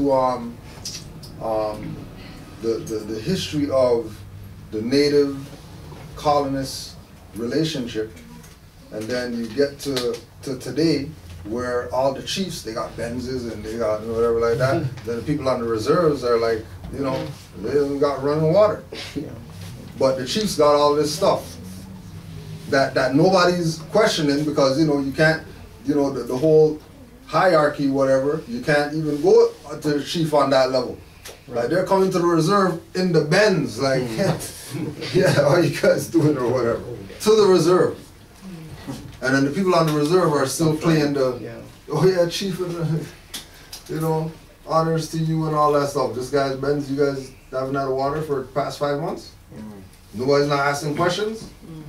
You know, but again, they can't ask questions because the gag order. You know, just like the Drew gag order. That, you know, they were gonna come out and say, if you guys don't give us Palestine, we're gonna tell everybody who the real Jews are or whatever. And everybody shut the hell up. Because who wants that secret out? They don't want that out. That these people who they've been, you know, using to, you know, till these lands and make license plates and do all this stuff, that, hold on a second, these people are the indigenous people and you can't even really be doing that to them on that level? But I mean, if they're not claiming to be indigenous people, hey, do whatever you want to them. You know, we'll be your allies. We'll play over here, pretend like we don't know that they're the original inhabitants of the land. You know, but we need to get our little cut or whatever. Then they have their little deal that people could do pipelines through Indian territory and stuff like that, and you know what I mean? And everybody gets what it is that they want. You know what I mean? They get the Asiatics, who are the real landlords, to be muted, put in a corner in some, you know, their own little reserve called ghetto hoods or whatever. They got their own reserve, right? They got the Indians on their little reserve, right? These two people are actually supposed to be unified to fight against the beast system or whatever. That both of them, you know, like they say, the same rabid dog bit both of us. So why are we fighting? Why is everybody trying to make the rabbit dog a pet or whatever when the rabbit dog bit everybody? It's misdirected, yeah. Misdirected energy. You know what I mean? So when we look at, and then don't forget the Chinese involvement. That, you know, they brought them over here, had them build railroads and all that, under the guise that, you know, they weren't brothers with us. You know, and everybody's looking at the railway pictures, oh yeah, because these guys working on the railway so long, that's why they're dark, because they're dirty or whatever like that. But that's how they look. They were dark skinned like that. It's not some dirt made them dark working in the mine. Yes. Like they look dark skinned like that. Chinese people. Yes. Well, they were considered Negroes too. They were, and then same thing with the Irish. Came over here, they were niggers. When they came over here, they were working on a plantation too. You know what I mean? So you know, and this is where the thing with Noble Duality and the whole love concept and, you know, everybody's, you know, one, and it really comes to light when you look at it from the perspective of, hold on a second, so if, you know, if we go to King Alfred Planet, we look at who they're saying the threat is. The threat is the Latinos, the Puerto Ricans, the blacks, the poor whites, right? The Indians, right? All these people are really the same people, because the poor whites are the same ones who were the abolitionists trying to assist Negroes get out of slavery. The poor whites were the same ones who were trying to assist the Moors when they were trying to expel them from Spain, hiding them in their houses and stuff like that, to make sure that, you know, living under the rule of the Moors survives. You don't want that to die. We have schools and universities and stuff because of the Moors. We have running water. We have things that we've never had before under the rule of the Moors, right? But now if people can take that over by claiming the name of the Moors, free white people, right? Claim the name, then you have jurisdiction over all the stuff. Especially if you get the people whose name it is to not be who it is that they are, right? Then they take over and they rule. And then the people are left to fend for themselves generation after generation after generation And then we're coming to that point where, well, we're not saying rights and picketing and marching and stuff anymore. We're not doing that anymore. We're now going to govern ourselves. We're going to have our own identification, because we have a right to that. We're going to have our own body politic, because we have a right to that. We have our own constitution. We've been had that since 1913 or whatever. We have our own institution to where we can go learn, right? We got profit, we got principles, we got culture now. So there's no need for anybody to say, well, the Moors can't, or we need to, the Moors aren't recognized as what, it has nothing to do with that. Do Moors recognize it? When Moors recognize it, then that's when it is. I just wanted to address what the brother was asking about his family having been descendants of slaves.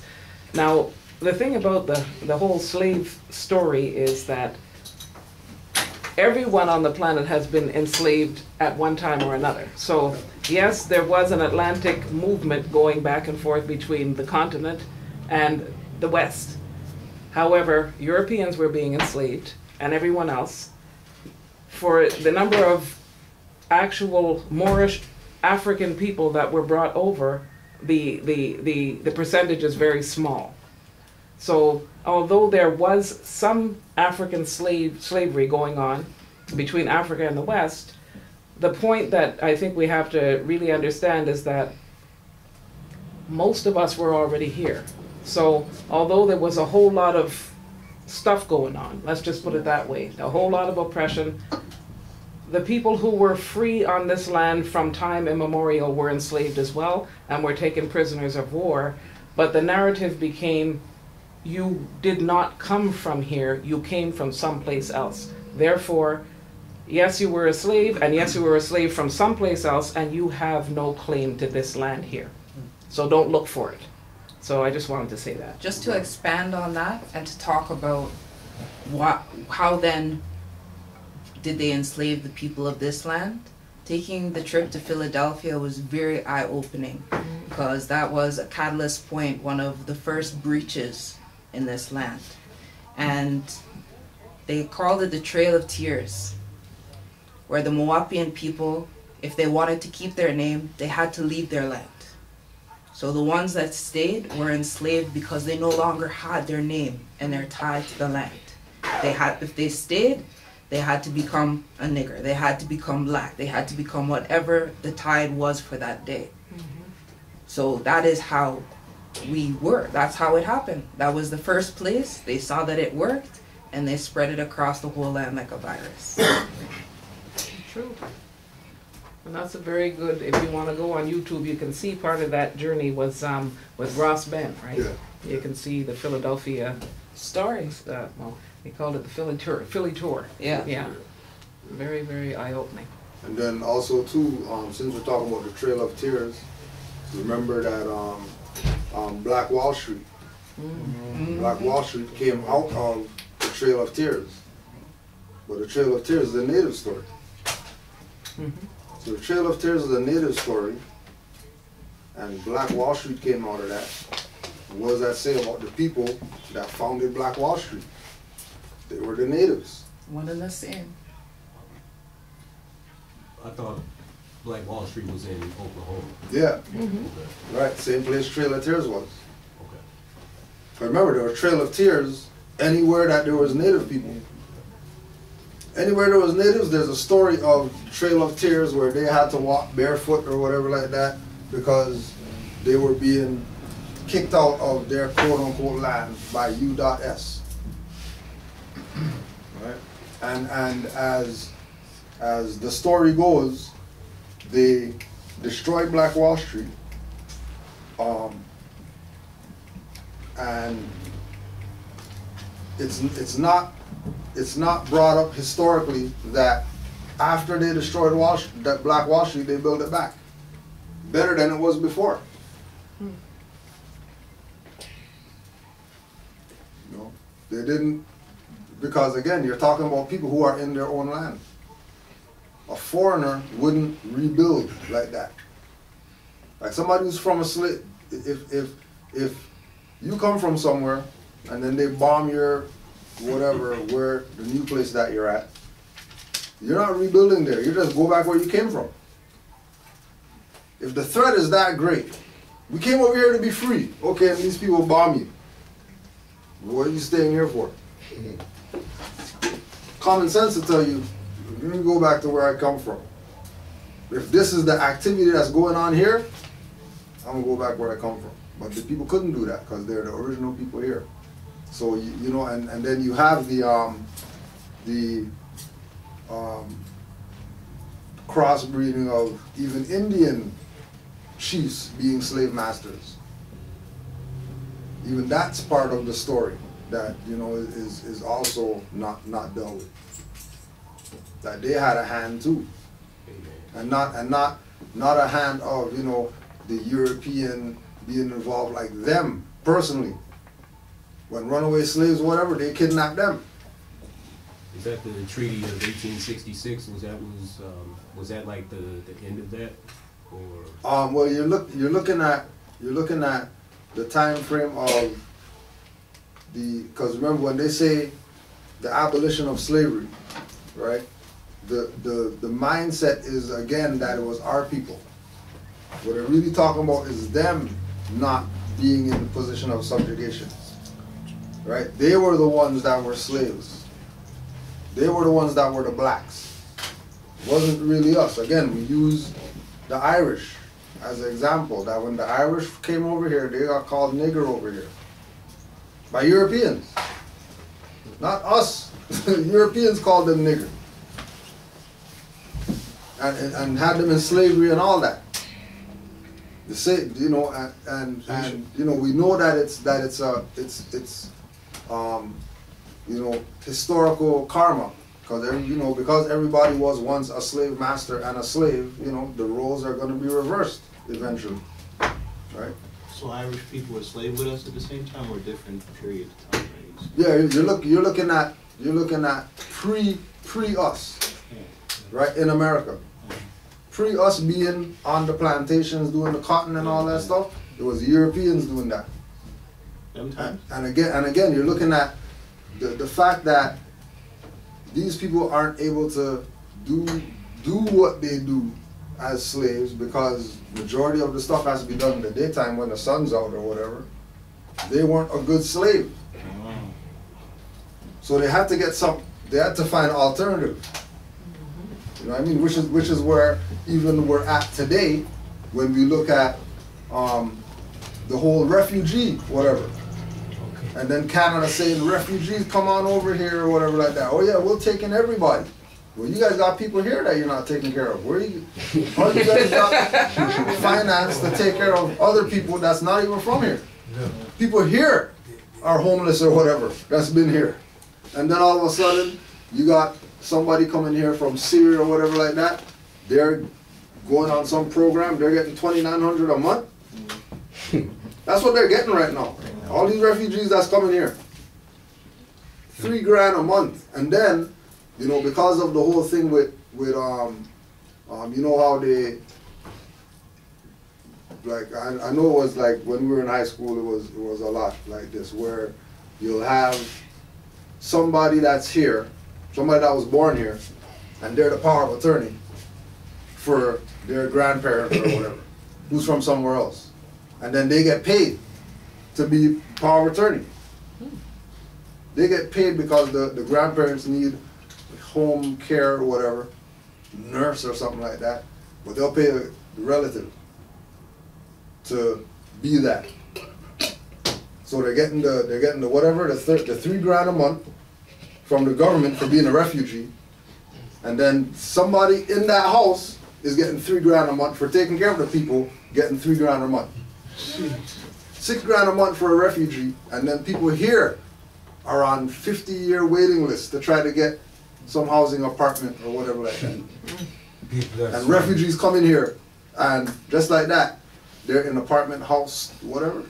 And you have people like from the islands now, as to speak. Right. Come up on farmer to plant the food that way. Right, right. That's the and they're living on plantations. No, they bring them, and these people that they bring, are Moors and they don't know. Yeah. Then they hear and they deport them when they want to, if they run off. Right. They gotta get married to somebody to play all this game. When all they have to do is be who they're supposed to be. Right. Be who they're supposed to be. Look how many people here can go farm. No, you gotta bring from the small island, or whatever they call it, bring them up, 6 months planting the food, give them the least money too, because these people ain't going for that finance. Right. What they Yeah, they're not they don't taking want that that stuff. finance. Yeah. They can't work with that finance. So it's still, these are what's still happening. It's still happening. Right. So even what about Still the slave slavery and going on, whatever yeah. back there we think Yeah. it was? We weren't there. Yeah. No, we're here. We're here now. Yeah. All together. The food we eat, farm workers come up, come plant it. What happened to us? Yeah. What happened? They want us to be lost. Don't even know where we are. That's what's happening. Right. So slavery on a bureaucratic Yeah. level, Yeah. where everybody's slave. Right. And again, even though, you know, we recognize what's going on with the system, you know, don't look at it like, don't look at it in reality that everybody's slaves. Like it's levels of the enslavement. You know, everybody's not full-blown slave. There's people who are under the guise of slave, but you know they get their diplomatic immunities. They don't got court and all that type of stuff when they got court. No, sorry, an interpreter or whatever like that. Interpreter, bam, these guys gone home, we're there, cashing out all the time.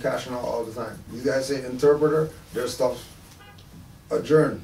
Come back whenever. We don't know if they come back. We don't know what goes on outside that day that we're there. You know what I mean? But we know that it's majority poor whites, natives, and Negro, black, colored people that fill up them courts every day. Just go there and sit there for a day and see how much people, you know what I mean, go through that turnstile called court. The majority of the people is going to be our people up in there. Right? And again, it comes back to the same thing about the whole slave idea. And like the Moore saying, you know, anytime there's a court date with a Moore, trust that that individual is going last that day. Trust that they're going last. Why? Because anything that they say is a threat to this charade that's going on, that these people are pretending that is real, and it's court and judge and lawyer and everybody's, when it's charade. It's not even real what's going on. That's right. They're just playing their little game. And all the while spraying your skies, you know, and poisoning your water and your food, which is not food, and there you go. Right? But again, too, it's like, you know, another side of it is, you know, that's their water and their air too. And their children's and grandchildren's. No bubble or whatever that they live in. There's not, chemtrails not affecting them, only us. You know what I mean? So you know, and then that's where it goes into even, you know, looking at you know, well, how much of it is really, you know, propaganda and them just, you know, have a plane just spray some stuff. You know, like why would they jeopardize themselves too? Like it doesn't even make any sense. Because they're morbid. You know what I mean? Like They haven't shown themselves to make sense. Yeah, but you know, they have an expiration date too. Yeah, like right? so there has to be. Why would you care? That's my understanding. Yeah. From what I get. No, they know they're falling, so let's do it. Yeah. Well, expiration. So, if we don't keep mingling or mixing, right, they dissipate. So if you know your end, why would you care about the person you're gonna leave behind? Yeah. You're going, so. But see, but then when you look at things like the mixing and mingling, that's keeping them around. Yeah. So they're not, you know what I mean? They don't, you know, some of them aren't really looking at expiration date because they know that they have expiration date, but to live longer they blend, right? Yeah, but then so we're resilient. It's been proven. So yes, they're spraying. We're resilient. Right, for sure. So they're spraying. There's other plans to stick around, mix, whatever. We mix the genes. They're resilient. we're gonna pop up again. Yeah. We're good. Yeah. Right? You come back to the same thing. If I know I'm gonna die, I don't care. Right. Yeah, bro. I just want to know, how do you get recognized in the court as a Moor? Like you say, like when you go to court, you guys always last. Like, so how do you know you're a Moor, right? You know, you gotta. Well, we know that these places aren't courts, as administrative buildings. Yeah. So the recognition comes from self. If you recognize yourself, then they recognize you. If you're not completely sure about self, then they're not going to be completely sure about recognition. Right? So there's instances where Moors go to court out here and they get railroaded. Right? We don't hear none of that, you know what I mean? Make a plea for them and all that type of stuff. Right? With them standing there, they'll make a plea for them. You know what I mean? Like they'll straight be lawless. Right? And then there's times where Moors, you know what I mean, ready to kick that ass, and these guys are like, oh, dismissed, see you later. Is there like a Moor lawyer? Huh? Yeah, well, you know, like what you don't want to do is find those people.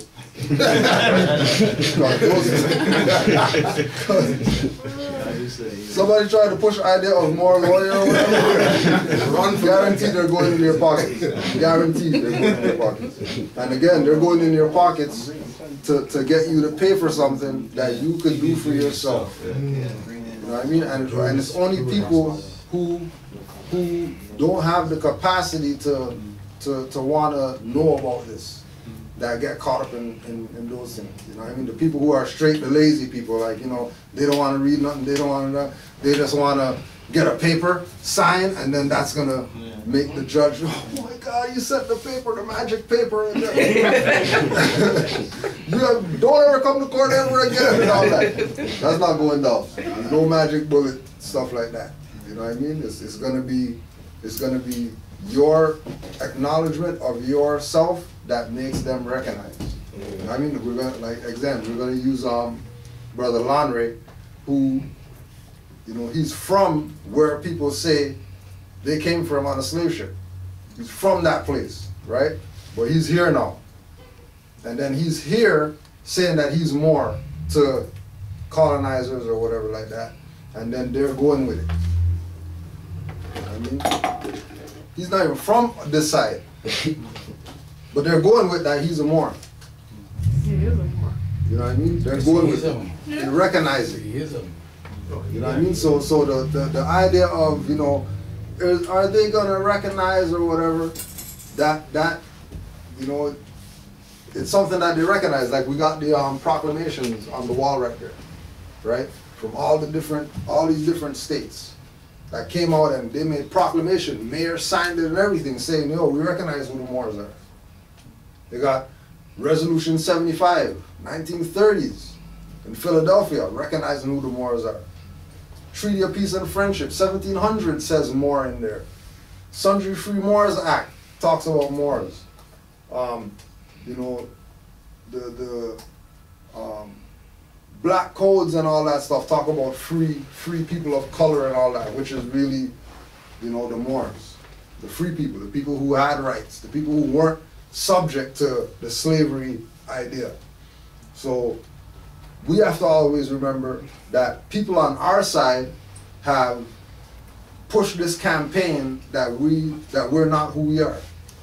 And then the colonists has been going with that idea, right? And funding any anti-movements in the names that they recognize. Right, right. So like, for example, you know, people would look at sovereign citizen, right, and say they recognize that before they recognize the Moors, like as if, you know, there's a relation. You know what I mean? You know, they recognize them because they're anti-government. They kill highwaymen and stuff like that. That's why they recognize them. They don't recognize sovereign citizens because of something morally good or whatever like that they do. You know what I mean? They recognize them because they're really anti-government, which is why they try to tie us to them. Because they can't just recognize that we're more. Just like we'll play this thing again with the Frederick Douglass, and then recognizing that there's this thing with status, right? That Europeans know when they engage our people, they are looking at, okay, are you their property, which is slave came from Africa, or are you free? Right? If you're free, prove it. Because we've been dealing with your people for so long as slaves, we don't really think that you're really who you say you are. Because, you know, past 400 years, you guys have been arguing that you're a slave. And then today you wake up and you realize, oh, I'm not a slave from Africa, I'm more or whatever like that, and now you want to be more. Well, you've been a slave for 400 years. Now you got to prove now that you're more for 400 years. Because you've been a slave for 400. So you have to prove it. Show me how you qualify as not being nigger. Oh, well, we got headwear or whatever like that. We got a certain way that we talk, certain identification that we have. All right, well, anybody can go online and get that. Let me ask some questions or whatever. They challenge you on what you claim you know. If you know, then, you're either more of a threat and they're going to go harder on you. Because if you know that much, now they know that they're in trouble because maybe you could sue them. Because they shouldn't have stopped you in the first place. They shouldn't even given you a ticket. Forget stopping you. The fact that it got to a ticket and you got court and all that stuff, in just society, you have a right to sue anybody involved with giving you that ticket, especially if it's a ticket that's against any type of constitutional right. You know what I mean? So you didn't have insurance, they give you a ticket, or you could sue somebody for that, because they don't have a right to give you a ticket if you don't have insurance, because that's corporate policy. And being free, you're not part of the corporate jurisdiction. Well, you didn't give us the right ID. You're supposed to give us a license. You gave us some other stuff that we don't recognize. You could sue them for that, because they have a right to recognize your indigenous identification. Because nobody could tell you, nobody who's foreigner could tell you that that's not you on that ID that you gave them. You have to have a license because you're in Canada, you need a license. Well, Canada's a corporation. I can't be in Canada. So what do you mean, have a license from Canada? Then they go around that and they go for something else, right? Because it's constant damage control with them once they engage us. Because the pattern is they're dealing with Negro. I'm going to say, what's your name? He's going to pull out the license. I'm going to say, ha, I got you because you're under breach or whatever, blah, blah, blah. You got parole and you're 2 feet away from the boundary line of the parole, whatever like that. Okay, now we're going to kidnap you. Right? Just because of the instrument. But now if you're giving them an instrument that when they punch your name, nothing's coming up in their computer, or the plates that aren't part of the plates that they're allowed to stop, then they're automatically supposed to just yield. No different than, and we use this example too, highwayman out here, stop somebody from New York, Florida, whatever, they don't give them tickets. Because they're not in the jurisdiction. The plate alone means that they don't have jurisdiction. They can give them a ticket, but this guy's not coming back to New York to pay no ticket. It's not happening. This guy's not coming from Florida back up here for a court date because they gave him a ticket for something. Right? I think on a spiritual level, but also on the planet, it's Moors, my parents, who have to get everything in order. Yeah. Right? You got to get stuff in order so that everything will be in order. Right. Here. Right. And again, it starts with us, but it's a continuation down to the other people too, who are realizing that, hold on a second, you guys not just playing me, they're playing everybody. right? Get the word out to everybody that this game's going on. You know Yeah, what whatever affects the parents gonna affect it's the going to children. affect the children. It's common sense. But then if the children don't want to respect the parents, you know what I mean? The children have to want to recognize, oh yeah, you guys are, as much as they might not want to, as much as, you know, you can try to deny it, but you can't really deny your parent. I mean, you know, you can't deny that you're subordinate. You're a child, right? They have to, you know, it's like the thing that we talk about with Rick Smith, Peter Moon and them people. You know what I mean? Europeans who are talking up for this Moorish paradigm that seems to nobody knows about. You know, Moore's been talking about it, but hey, you know, maybe some Europeans talking about it is going to make these people start realizing that, oh, well, if the Europeans talking about it, then must be true. It must be true. I mean, like, you know, because those guys are the, you know, Socrates, Plato, and all that stuff. Those guys are the founders of everything. If they say it, then it must be real. You know, and again, like, it's going to be something for the ones who are on the frequency. If they're not on the frequency, it's not going to mean nothing to them people. Mean nothing. If people just want to get involved with this to get out of stuff, once they get out of stuff, then they'll keep getting into stuff to use this to get out of it, which defeats the purpose because it's supposed to be not. It just wasn't meant for yeah, them. you know what I mean? Not supposed to have something, get out of stuff with this, and then go back and get into stuff again. You're supposed to stop right there because this got you out of it. So this is supposed to prove that, okay, well, you know what? I'll move forward on this moving forward. You know what I mean? Like with brother Mario with his felonies or whatever. I mean, you're doing crazy stuff out there, you found about this information, and you study this, you implement this, and they tell you, so those felonies that you got, disappear, don't worry about them, you know what I mean? Sorry for bothering you and all that stuff, send you apology letters and all that. When you had felonies, and all you did was stand up and say, oh, I'm a Moor, because I'm a Moor, you guys don't got jurisdiction. And they were like, oh yeah, that's right, we don't have jurisdiction, sorry about that, Moroccan treaty or whatever like that, and they leave you alone on felonies. That doesn't make you 180 from whatever it is that you were doing. You know what I mean? To take this 500% serious, then clearly this wasn't meant for you. You know what I mean? And again, you know, even with the thing of like what we say with dudes, you know what I mean? Our society could be solved with 5 people out there who have the finance, let's put up the finance. Cure all the world's ills tomorrow. 5 people. There are enough people in the world you remember this with finance that they can solve all the problems, pay off all the world's debt tomorrow. No debt in the world. Everybody have credit forever. But they're not letting that. It was in the paper. You remember, what is his name? Alpacho, the Mexican. Yeah, good. Chapo. Good. Yeah. He had one of his house that I see on the thing there. The money they find, you see how they have Obamacare and Trump care and fighting. The money they find in one house could do health care for the complete United States of America for 12 years. Yeah. One house of money. One house of money. Think about it.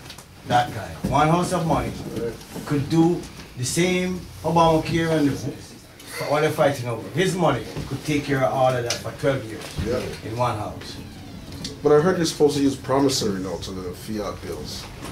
Well, again, it comes down to the thing of, just like with our identity, right? Of us being conditioned to live this black life. We've been conditioned to live paper money life. So you start talking promissory notes, automatically they're like, oh no, you're crazy, or you know what I mean? Unless you you learn study, that, or sovereign citizen. Yo, you're a sovereign citizen. You got promissory notes or whatever. You know what I mean? And they try to do these things to distract from the fact that truth is coming out.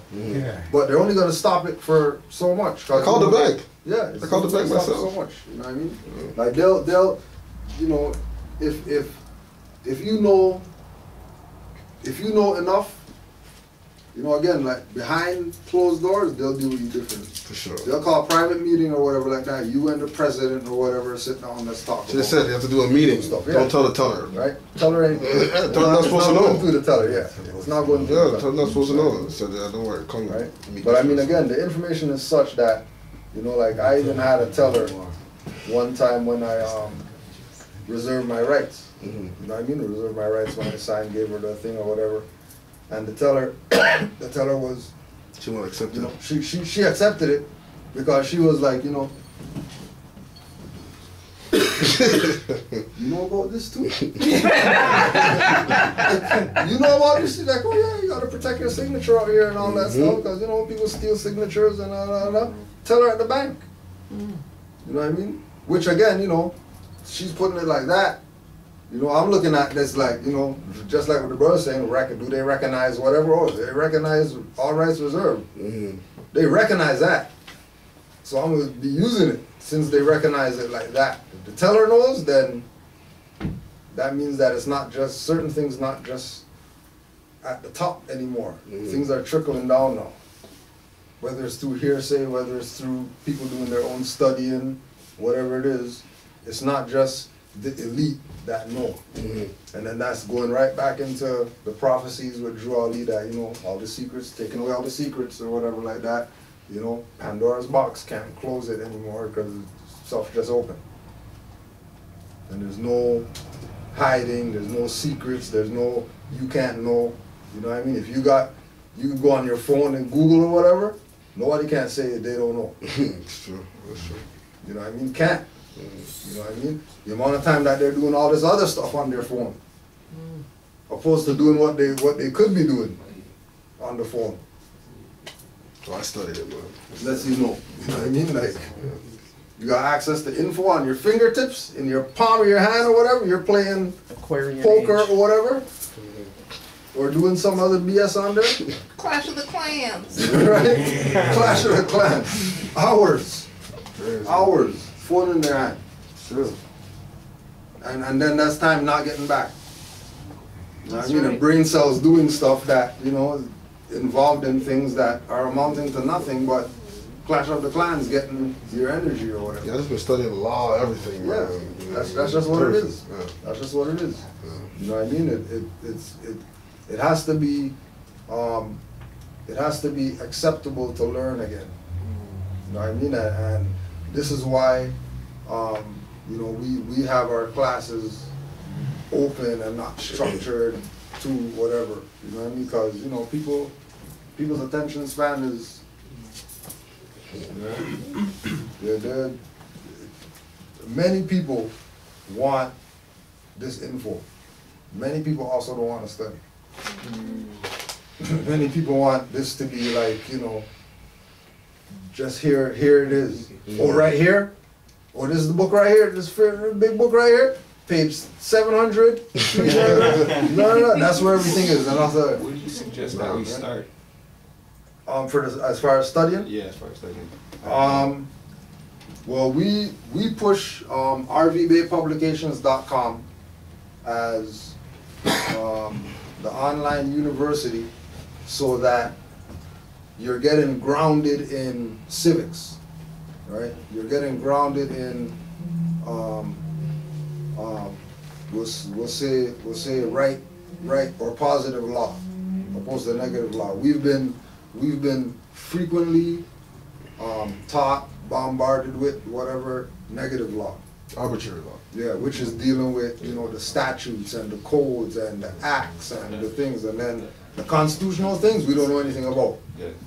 And then if we do know about Constitution, it's not even really the part of it that applies. Yeah. So like, you know, we're gonna say Constitution Act of Canada, but then relative to rights, people only gonna talk about Charter of Rights. Yeah. When there's a whole document. Yeah. Ain't nobody talking about nothing else in the document but the Charter of Rights section. Yeah.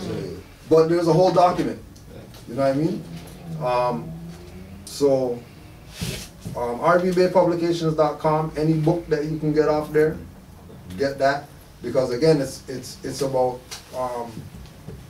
clearing concepts that we have that are misconcepts. So the the embedding or the impressions of the negative law have now made negative law a reality, right? Like 208 cards is negative law, that's a reality.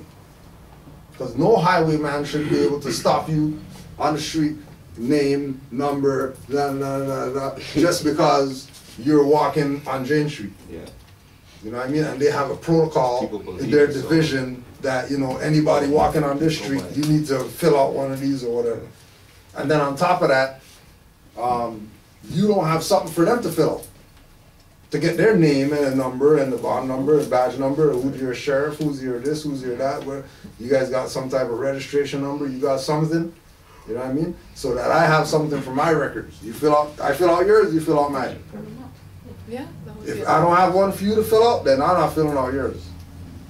You know what I mean? And again too, you have, you know, things like that, the abuse of power, things that sort of get tossed to the side that we don't really pay attention is because of other nations who get caught up in it because they're in these neighborhoods too. So you have Somalians, Eritreans, all these people filling out 208 cards, but they're not subject to that because they're not part of the slave culture. They're nationals from another country. So that's violation of their international rights. Have them fill out some paper on the street.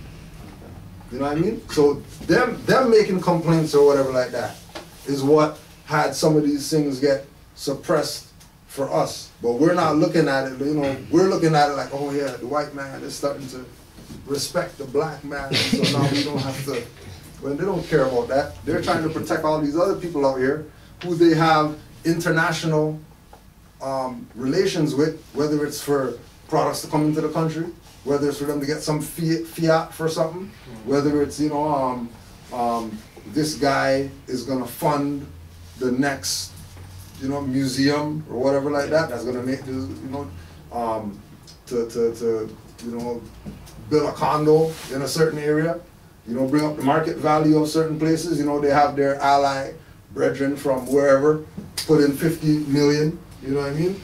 And nobody doesn't know about it, except the people in parliament or whatever. And then the people in parliament, they're gonna be in there, you know, arguing and, well, he took money from the whatever like that, and this guy took money, and how come he took money and they're not supposed to do that? We wanna have inquests against the prime minister and all that stuff. They don't care. This guy's still getting his 50 million. Prime minister's still getting his little free trip to go on the island and all that type of stuff to just chill, you know what I mean? Just because, you know. Well, the comment you made with like Somalis, Eritreans, whatever, how they're not subjected to stopping filling out the forms. Yeah. But once they come here and they sell their birthright, isn't that the guys right that they feel they have jurisdiction to question them? And right, to question them, but then when they challenge, right, but when it gets, because remember, everything's behind closed doors. So on the surface, you know, they're just another nigger in community or whatever like that. But behind closed doors, it's not being dealt with like that. They couldn't stay because here. of their embassy, They couldn't because stay of here unless they signed those papers. Right. Yeah. And again, like if look at what's his face again, Mustafa Hefni, right, with the Egyptian. You know what I mean? The fact that one individual had the status of being white, but he's dark skinned, and then he came over here, and then he's making the argument that he wants that to change from white to black, right? Because of the mindset that he's been trained with. That when you come over here, you gotta be black if you want to get recognized. You can't be who you are. You can't be Egyptian, right? He can, because all the other people who are that, they don't have no issue coming over here saying that they're white or whatever. They're just told, don't tell. But could it be in his case, or the other people that actually don't tell, they know, right? So they don't sell their birthright. Whereas him, he didn't sell his birthright to gain the U.S. citizenship or Canadian citizenship, and that's why he's having the confusion, because he's not in the know of that? Yeah. No, He had to. No, he knows because on their passport it says it. It says that. But it's the acceptance of it. But so his American passport? Yeah, so the backstory is that he wanted to get some grants to go to some schools and do some other things, but he didn't qualify it because on his records it says that he was white. So he didn't sell his So birthright. No, you know what I'm saying? No, but if he sold his birthright. No, he's selling his birthright by trying to say I'm black. Yeah, that'd be but him no, trying what to. I'm saying is initially he didn't sell his birthright is why he's having that complication. No. Anybody that comes over from there, yeah, this is classified across the board. white. Anybody that comes from North Africa, anywhere east, Northeast Africa. Anyone that comes from over there is classified as that. North Africans, Arabians. But he was trying to do some. Yeah, he was trying to do some slick stuff, trying to get some grants. But because you have to be quote unquote classified as black, his paperwork didn't qualify him for that. So he's like, oh, well, let me change my paperwork so I can get access to this grant. And they're like, no, we're not changing your paperwork because based on the region from where you're from, you're classified as a white person, even though he's dark. Which means you don't qualify for nigger handouts. Exactly. So that's bringing me to my next question, is why I'm asking this. Why that particular region of East Africa, of the continent, they're not again? Sorry? Free white person. Yeah, free white person. Yeah. No, I know, I remember that definition. Yeah. But that's the definition. I want to know the reasoning behind status. Yes. Sorry, the status was given to that particular No, that's just the status. Yeah, just so what I'm saying is, why isn't West, South, or Mid Africa classified as that? You get what I'm saying? Oh no, it's not just there. This is all throughout Africa. Yeah, but you said, and I know because not I'm only, from West Africa. Yeah. When I came here, that status wasn't given to me. Right. Well, right? I mean, if you look at the as the relations with these people build, right? They're going to have to, again, just like we said, they're going to have to save face, right? Because certain things can't be revealed in the time of revealing because it's going to bust the whole thing open. So they're going to have to hold back on certain things. So, like, it could have been where you were deciding to live, the address you gave, that would have disqualified you. Because if you're going to be around them people, the Negro, black, colored people, they don't want you to have that because you might be somebody who talks. You might be somebody who is not like Mustafa F. and you start going around telling people, hey, our status is white or whatever. Right? They can't have these things happen because their survival is based on ignorance in North America. Everybody has to be ignorant or pretend to be ignorant. So the individuals pretending to be ignorant are most times people who are coming from somewhere else, who they already have a culture, they already have certain things. They might not have direct access to these things where they live because of war or whatever like that. So they make up the refugee blah blah so they can get out. But when they get out and they come here, they're going right into the wardship status, right? But it's the wardship status with benefits. So it's like again, like we said with the Syrians, there's other people who are foreigners that came here, that were dark-skinned people that got nothing when they came here. But they came here, they came here and they were on welfare and all that type of stuff, right? Bare minimum, enough to survive, whatever. You have this time now where foreigners, whoever, refugees or whatever are coming here, and they're getting paid out big time to be here, more than the people who've been here. So there has to be something that is allowing these people to get so much and then these people to get so little. And then that has to go down to the status. Because there's no other wiggle room as to how they're gonna do this. You know what I mean? Like, where are they getting, they're how much ever trillion in debt. Where are they getting finance to be giving these guys $3,000 a month or whatever? You know what I mean? They're getting it from these same individuals who are classified as property. that their signature is worth something. These individuals don't know that their signature is worth anything. They're signing all these documents without reserving their rights. So now these people have access that they can lift signatures, put them on any instrument, and monetize it under the guise of credit card, welfare, whatever, right? And again, it's all about the all capital letters name. Once they all capital letters that name, they just created a straw that they're going to use to extract finance, energy, whatever they can extract based on the ignorance of this individual who thinks that because they have a certificate of birth or a license or whatever, that name on that thing is them. Artificial. When that's not really them. Artificial. And they end up giving up more than just some finance. They end up giving their energy up, they end up giving their mind up, they end up giving up everything. Right? Yeah, this lady in a store, the clerk in the store, she's somewhere from the east, the east, somewhere there. She's not from here. So I went into the store and I see honey. I said, good. Where did honey come from? She goes, oh, it's from here, Canada. I said, it's not good. She said, I know, it's not good. Where you get the good one? I said, some good one come from where they call Jamaica sometime, but it's hard to get. She said, man, if you get some, bring me some. I need some good honey. And then she goes, not even the food is not good. All the food is artificial. This is what she's telling me now, starting from the honey. Right. Because she know me. When I go, she know me with my talk, she know everything. Right. She know that I know myself.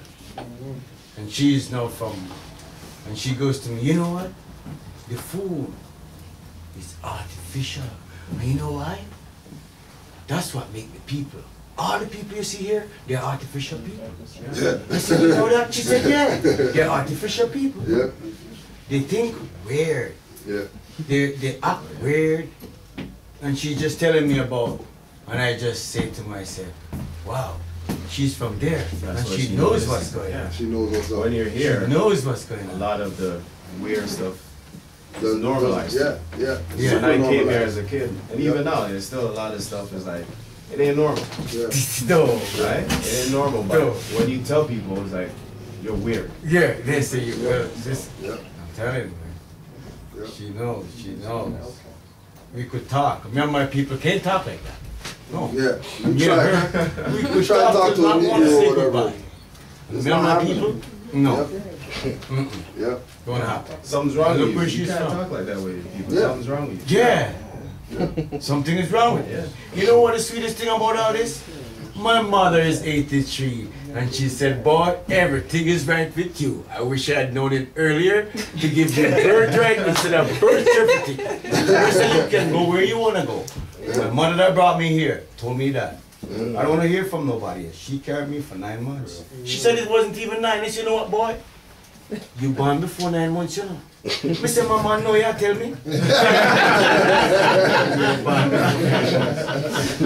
is what I could wait for, mama. That's why I come before 9 months. I couldn't wait to come get this. Now I come to give it to you before you leave. This part of it. Yeah, me and my mother.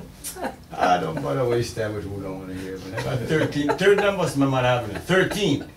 My mother bring 13 of us into this world. And I'm the only one. And I'm not stop telling them. My mother get it. Too bad for who don't want to get it.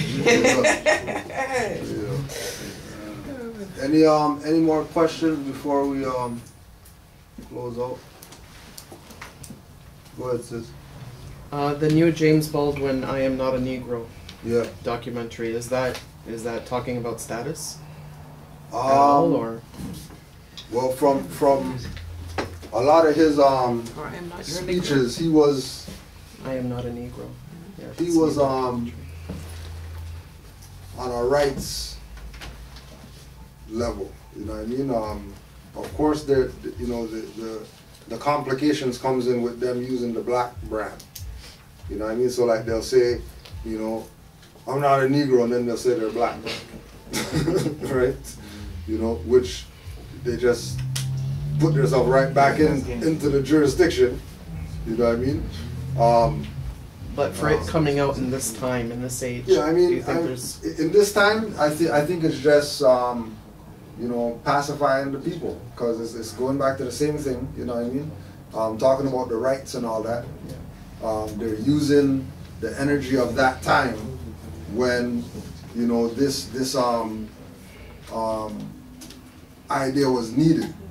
You know what I mean? People are getting violated. Then you got people standing up saying, well, people have rights and people have... It's the same thing going on today, but they're still doing it under the label, which defeats the purpose of even bringing up the argument. The wrong banner. You know what I mean? Like, you can't, you know, you can't not be somebody's Negro but be their black. You know what I mean? It's not going to get you out of it, especially if, again, you know, they're making these claims of they are this, they are that, blah, blah, blah, but then they just built, you know, the African American Museum and stuff like that. You know what I mean? You know, which again goes back to Jesse Jackson, which is not really some ancient name of them people. That's modern. They're doing one like that in Ghana, by the way. Yeah, doing same type the same idea. Yeah. Right? Pan-African. Yeah, huge. Yeah.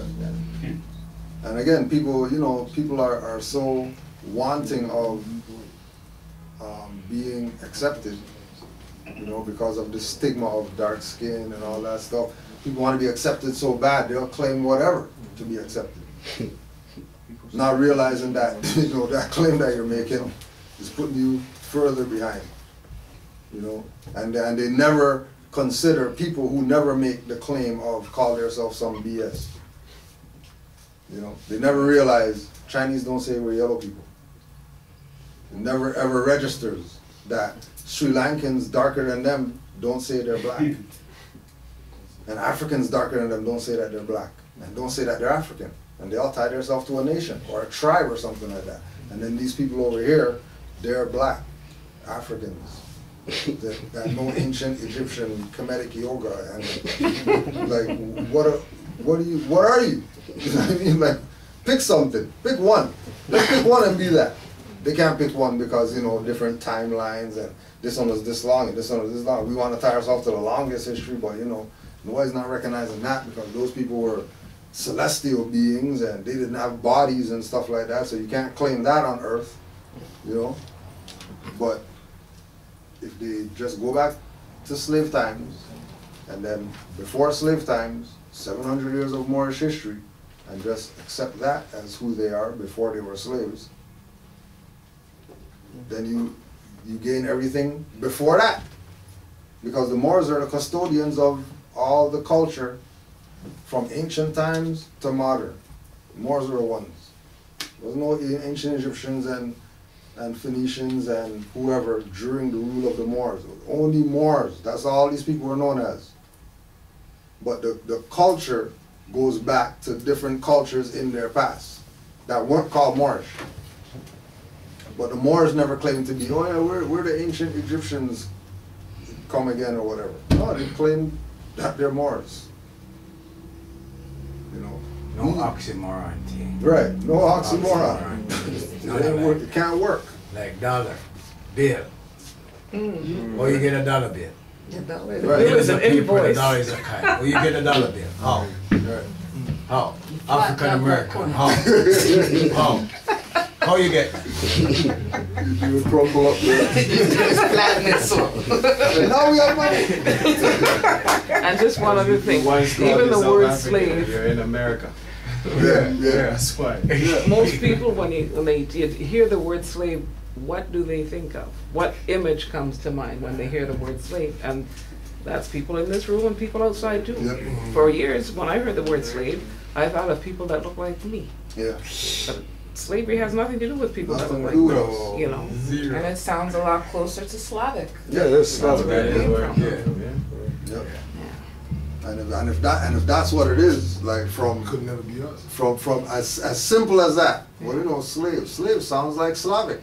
And you go around, none of our people are going to claim they're Slavic. So they can't claim slave as their identity. Beside all this, remember, we have them for 800 years. In servitude. It's 4 now. I find out. I don't think we're gonna go to 800 before our people wake up. I don't think so. I don't think so. Because see, we all here, we are waking up.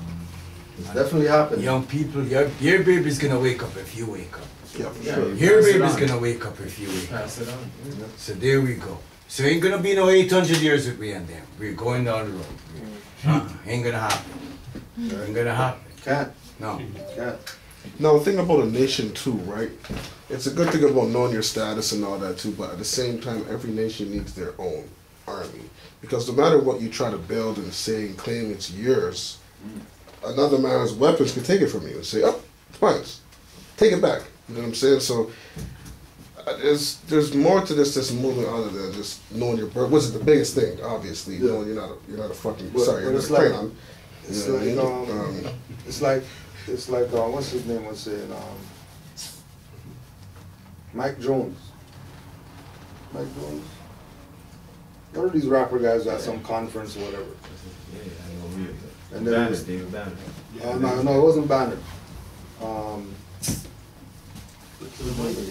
The next heavy set guy. Killer Mike? Killer Mike. Yeah. Right? And he was talking about talking to, the black guys or whatever like that. He was telling them, like, you guys not ready for no war or whatever. What war are you talking about? You guys don't even have your own bullets. You guys don't even have your own, and you were just going down all the stuff that we don't have our own relative to war. And we need it. That we need it. Right now, if things were how they were supposed to be, right? Jeff Fort wouldn't be in prison. Jeff Fort would be the general of the army, right? The Black Army, right? The so-called New Black Panther Party people or whatever, like new gun club people and all those people would be the army people. If they were really on nation building and recognizing their position. All the guys who were Bloods and Crips unite and then we're gonna stop police brutality. How about be the army? How about not unite, we're gonna stop killing our brothers and we're gonna still sell drugs and stuff like that. To kill our brothers. To kill our brothers. How about stop killing your brothers, stop selling drugs or whatever, take all these guns and stuff that you guys got, get some ammunition and all that stuff, and then start doing what Panthers used to do. Breakfast clubs and things for the community. And then second, as a defense, we have the guns and stuff, but it's not about the guns and the army and all that. It's about what are we doing for our people. No, nation building, of course, that's what I'm saying, but you also have to protect the nation. Yeah, it's hand in hand. But again, like when we say the protection, you know what I mean? Like the Panthers never fired a shot unless they were shot on. But they never fired no shots. So they never had guns and all that stuff as prove that, you know what I mean, if you do something, we're gonna do something or whatever like that. We're just there for defense, that's all. Reserve. You know one of the most thing too, the Russian nation of the world is waiting on us to wake up. They know we don't have guns, so they don't even care about we having guns. Just wake up. The sister there has her hand up for a while. You can disarm them without the guns. Speaking on nation building, how do we fund our nation? Like, I understand that we do have like donations that we make to kind of help with our nation building. Yeah. But how do we, like, say I am interested in making a contribution regularly to try and fund all of this? How do I go about it? Well, you would be doing what you would be financially doing what it is that you can do for yourself, for your nation, right? If people weren't so bombarded with what's going on out there as far as life, gotta work, gotta or whatever like that, the financing would be easier to deal with. Because of all these obligations that people have that take their finance, right? It would be the hope that people who are capable would do more to compensate for the ones who can't do anything.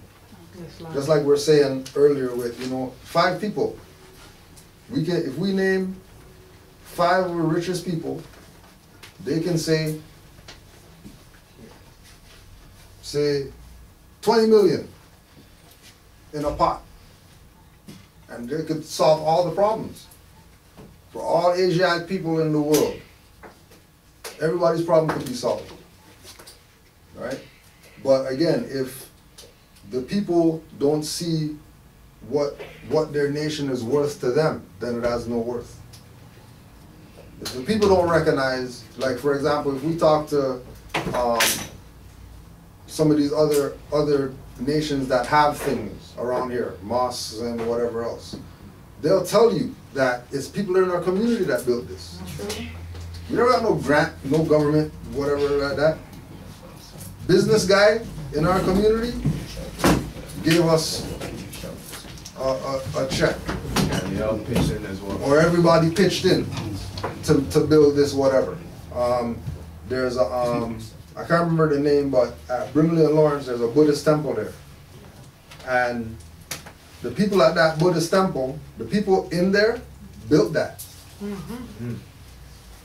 The people in there built it. The members of that Buddhist congregation built that building. You know what I mean? They were there in their boots and their gloves or whatever, building the building themselves. Just like that one up in Brampton that they brought. That they brought from India or brought from Italy. Stone, the people right? from India, and then they made them stay out there. Made their stuff, right?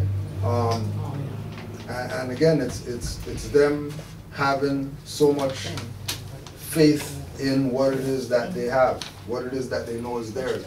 Our people, the example that we use is they had in Philadelphia a few years ago this big thing with the Koreans taking the businesses from the black community because they got hair stores and stuff like that. They're not giving nothing back to the community, right?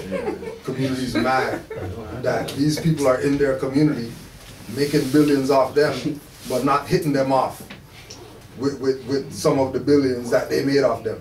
Nix them. So the Koreans came back with statistics or whatever like that of, black spending. And told them like, well, you guys spend $50 billion in church every year, and then you guys spend $20 billion on liquor every year, and you guys spend $50 billion on entertainment, and then and they laid out all the BS that black people spend their money on, why they don't have nothing, right? They had to shut the hell up because these people came to them with facts that it's not, we're providing a service. You want hair, nails, or whatever like that, it's a service, you gotta pay.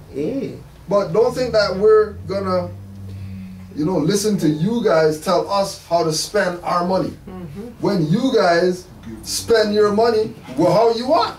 Nobody's not telling you can't have 50 billion churches on one corner. That should have been with a different call right there. You know what I mean? It should have been. Yeah. So that should have been slapped in the face to them people that, we gotta get our so we gotta start putting our stuff into our own stuff so we have something. So what I get from what you're saying is that basically build myself so I can build and help my people. It starts with self. Because you building up yourself, you knowing yourself will let you know others. Right? You can recognize things that's yours. Right. You can recognize it when you see it. Before you look past it and didn't know. Now you say, oh, but that's my shit. Oh, yeah. And keeping it down in the community. A Chinese person will go to 15 different Chinese stores before they go anywhere else. But again, they got Chinese stores to go to. Exactly. Whereas, what we got? We got barber shops, hair salons, West Indian restaurants, food spots or whatever, you know what I mean? But, there's no manufacturers, there's no schools, there's no real stuff for us to put our finance to. And everything that we put our finance to is somebody that is either registered with or whatever, with the same colonists or whatever, that it's still going out. Even if we give it to our own, it's not coming back. Into our own. You know what I mean? No. Whereas them giving it to their own, it's literally staying within them because, they got their MP. That's how Wall Street did it though. Yeah, they had different stores. Yeah, slowly. We gotta start from somewhere. Yeah, Gotta start from somewhere. I mean, and again too, like, you know, the issue again is if we're starting from not having a status, if we're not starting as the native, Aboriginal, indigenous people, then we're already done. Doesn't make sense starting. Right? I think the sister made a great suggestion, and we need a trust fund here, right? If we're a family here, we need to put, so we can have our army, so we can have our martial arts classes, we can have our cultural classes, and also support what you do and what you've been doing. It all starts here, as small as it may be, or as big as it may be. Do we not have a gold trust account? I don't think the account's set up yet. But we still, we have, as you know, both sisters were saying, we already, as members in the Morris movement, we all pay our dues to maintain the temple, to keep that going. But we also have been, just for the last couple of meetings that we've been having, making donations towards a pot that we can start building from, you know. So that's, anybody is welcome to contribute to that pot at any time, with any dollar amount that you can afford. Like Cujo was saying, you know, some people are saying, I can afford to put in $100 a month, and some people are saying, I can only afford to put in 10. That $10 is just as appreciated as the $100. You know what I mean? Right. Because it's coming from what you can, you know, what you can afford to give. The energy that comes with it, because we know that's paper note. It's not even money, but you know, the energy that comes with the move, the way you do it. But I don't know if those are contributions that are only taken up when we have those meetings, or if it's something that can be done on a weekly basis. I have no idea. Yeah, well, for as far as the facilitation of it, it's going to be on the membership, because it's not going to have anything to do with the heads, if you will, right? It'll be the members saying, okay, well, you know, we got, you know, 10 grand in the pot, we need a whatever. Members vote, okay, then, you know what I mean? And then you do whatever it is you have to do with the funds to make sure that more have something. But how would you know what's in the pot though? Well, as a member, it would be amongst the members of, you know, how much is going in this week, this amount went in. Are there gonna be books? There's gonna be something, you know what I mean? But again, it's not our thing to run. You know what I mean? The members are gonna facilitate how it works, how it, you know what I mean? What you're gonna call it, you know what I mean? It might be, you know what I mean? That might be the first Moorish bank. You know what I mean? That might be what it is, right? Everybody who puts an investment, then they become shareholders in the bank or whatever it is, however it works, you know what I mean? But like you're saying, it's somewhere that it starts somewhere, and we're not doing this for ourselves to get something. We're doing this so that one's coming up behind us will be able to have something. That's right. Just like everybody else does. They don't build nothing for themselves in that time frame that they're living. Just the foundation. That's just the foundation so that the past could have something. This is our estate. This is our estate. Who leave it for us? Our ancestors. There we go. Where are they? We don't see them now. No. Now we're gonna take care of it, make it known to our people. This is our stuff. Yes. This is how we take care of it. This is how we pass it on to the little ones coming up. And this is how we're gonna move on and hope it will be carried on, because that's what they want it to be. But something happened down the road, but now we find out. Yes. We find out. So but at the same time, and that's excellent, at the same time, passing it on to the youth. But we have needs here too, right? We need speakers that pull crowds as well. That's right. I mean, to spread the news. We have needs here. I mean, it's great that you're going to the States and all of that, right? Connecting with States Moors, but we have needs here. Yeah, but again too, like, you know, the needs that are supposed to be met here is going to be on the people recognizing the needs need to be met and working with that. The same way that, you know, Moors, wherever, is going to say, come on down.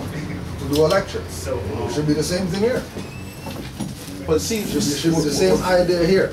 That, you know, if they're gonna pay, you know, whoever $7 grand to come here to do a lecture, and then they're coming here to do a lecture on the black stuff and all that, then No, we don't need that, right? We know what we need. right. But again, The right stuff.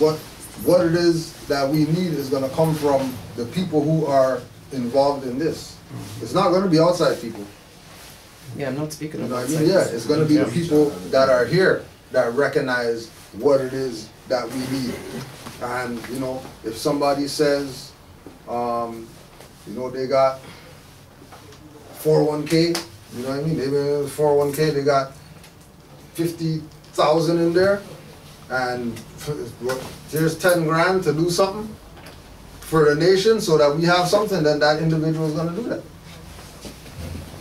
You know what I mean? But you know, as far as having things that we can see or whatever right now, that is completely based on where the people are at and what they look at this as. Right?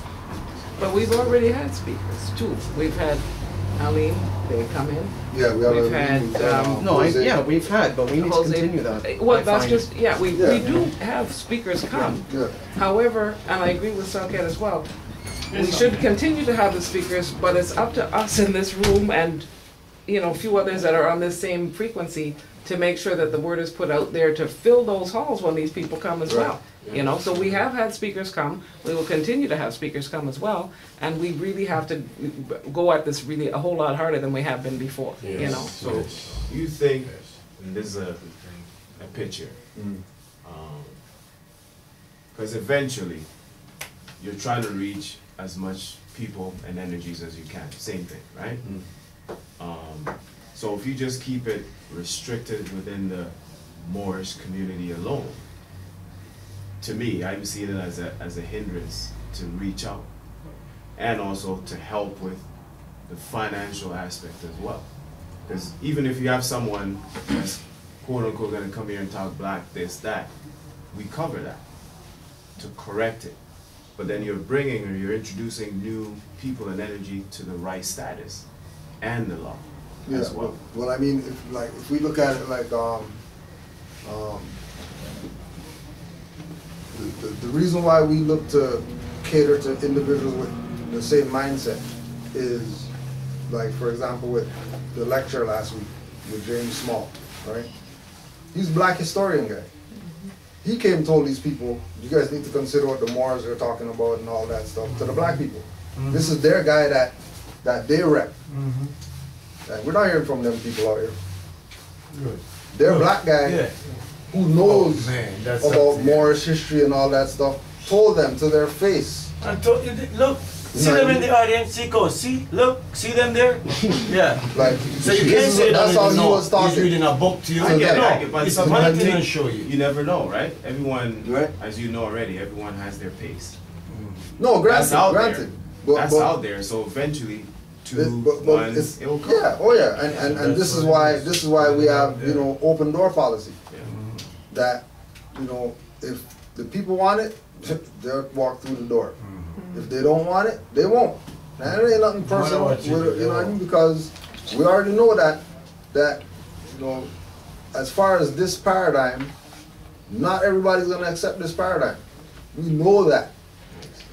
It's a fact. It's no different than, you know, with all people making videos about, you know what I mean, fake chicken and all that stuff like that. Ain't nobody gonna, you know, vegan or whatever. They got the stuff in their face, like dudes pulling the chicken skin, like, yo, this is not real chicken or whatever. And because I think people don't care. What keeps some people away is they feel if they come join the Moorish movement or people, oh, I'm gonna have to switch my beliefs. Yeah. Right. Yeah. Which is a misconception. Exactly. So which is that, you know, that misnomer needs to be corrected as well. And it's going to be corrected by them.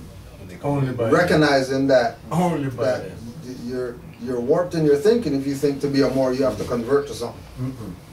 You know what I mean? Like somebody's, you know, it's like when you don't hear anybody else speaking in that way. You know what I mean? That to be German, you have to convert to something. You know what I mean? To be Filipino, you have to convert to something. Yeah, people don't talk like that. When it comes to our people, we already have that misconception, right? There's a lot of stigmas that's been put in between us. Yeah. And even with all the different organizations, if you step to majority of our own. Yeah. So that's what I mean. That needs to be dispelled. Yeah. And engage in all these other people. Yeah. This is why we go to certain events and stuff like that. You know what I mean? So that our presence is there. But you know, if we already know that in this jurisdiction, the idea of quote unquote Moors or being Moor or whatever like that is shunned on. Yeah. And right. I'm also speaking from a personal perspective, with all like Victor who does the meetings and all that. I know him from long time. Right. Not to get too much into that. So what I know is people, that's what I'm saying, people have the misconception. Yeah. Because with all the other groups, when you talk to them, they're trying to get you to join convert, you know, take on their ideology. So that stigma.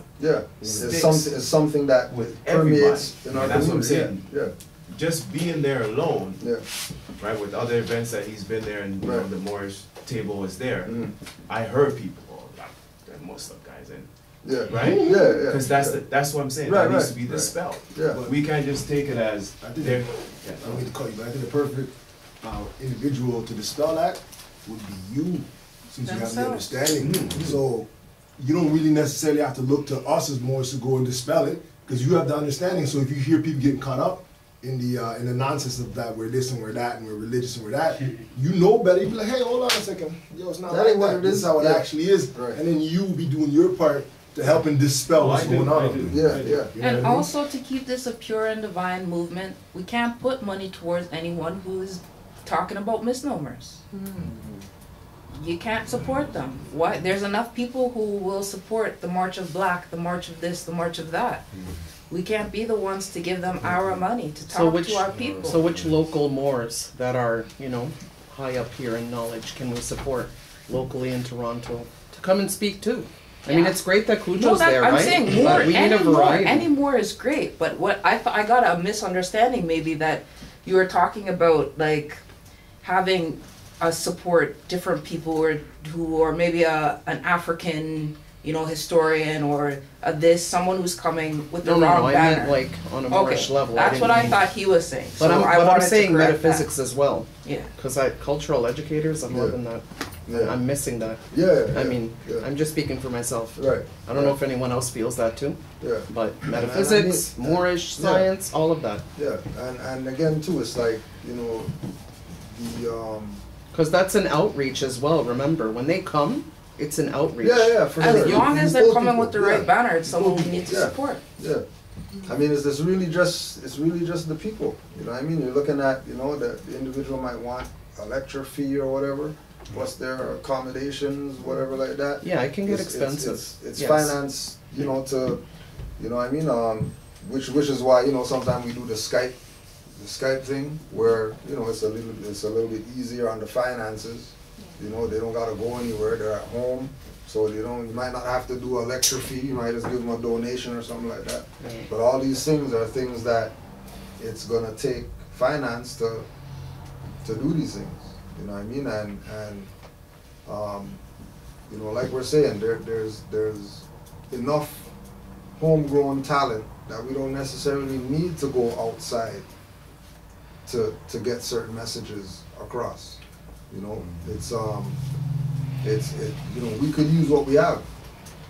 You know what I mean? From you know, health people, metaphysic people, history people. It's there. It could happen.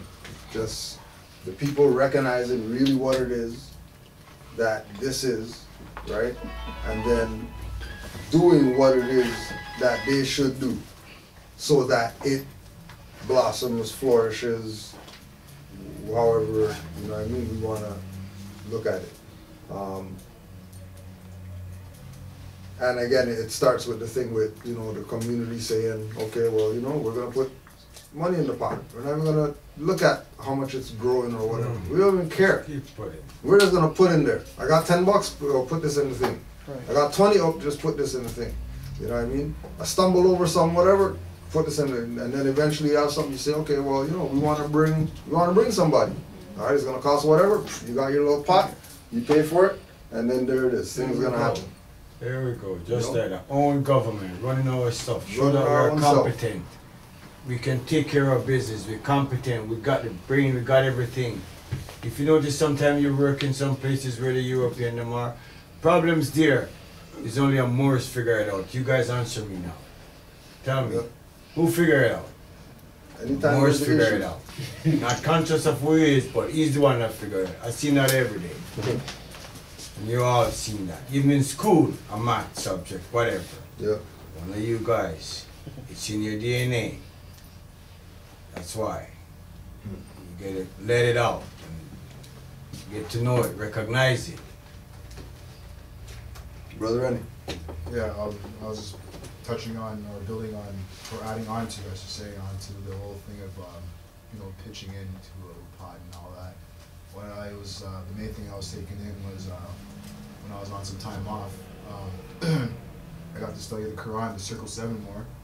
And one of the two things that I noticed is instability and inconsistency of men. And we're talking about pitching in to a pot and doing certain things for the community and whatnot. But the main thing is you need stability and consistency from each and every individual, right? It's not just it's a collective thing, but the person has to, you know, be willing to be consistent with it and stable. They have to be stable within themselves, right? Because anybody can pitch a $10 here and there, you know, but it has to be something that's consistent and that they're willing to be dedicated to, right? So they can see progress, you know what I mean? Which is a collective thing also, right? But each individual has to be, you know, look within themselves, like I already said, it starts with self. You gotta look within yourself, right? Yeah. And you gotta look and see whether or not you're going to take this serious, because it is commitment, right? That's all I have to say, right? To go on that. Yeah, it's a lot. Comments? Yeah. Like you said, it's a lot. Because remember, we never know anything. If you're 20 years old, you're 15, you're 30, you're 40, okay, 20, 15, 40, we never know. We never know. And now we know. So it's going to take all these little creeping, hold on to walk, and then stomp, and then start to run. So that's, just look at it like that. That's what it is. Like you said, it's a divine and national movement of the world, right? Divine meaning is coming from within. That's right. So you gotta look within yourself, you know. That's right. It's in us. It's in us. I can't see why every one of us wouldn't be able to pitch in $10 a month. It's in us. Right? It's in us. Yeah. That's right. You know, And again, it's that thing of, you know, everybody in the room having this consensus, and then other people not being there, right? So what's the people in the room gonna do? They're gonna do whatever it is that they can, or they're gonna go over and beyond to make sure that the stuff gets done. You know, and you know, to have all the mechanisms outside preventing us from doing that is why it's so much more important for us to do it together, because it spreads it out more. It's not so much on particular people.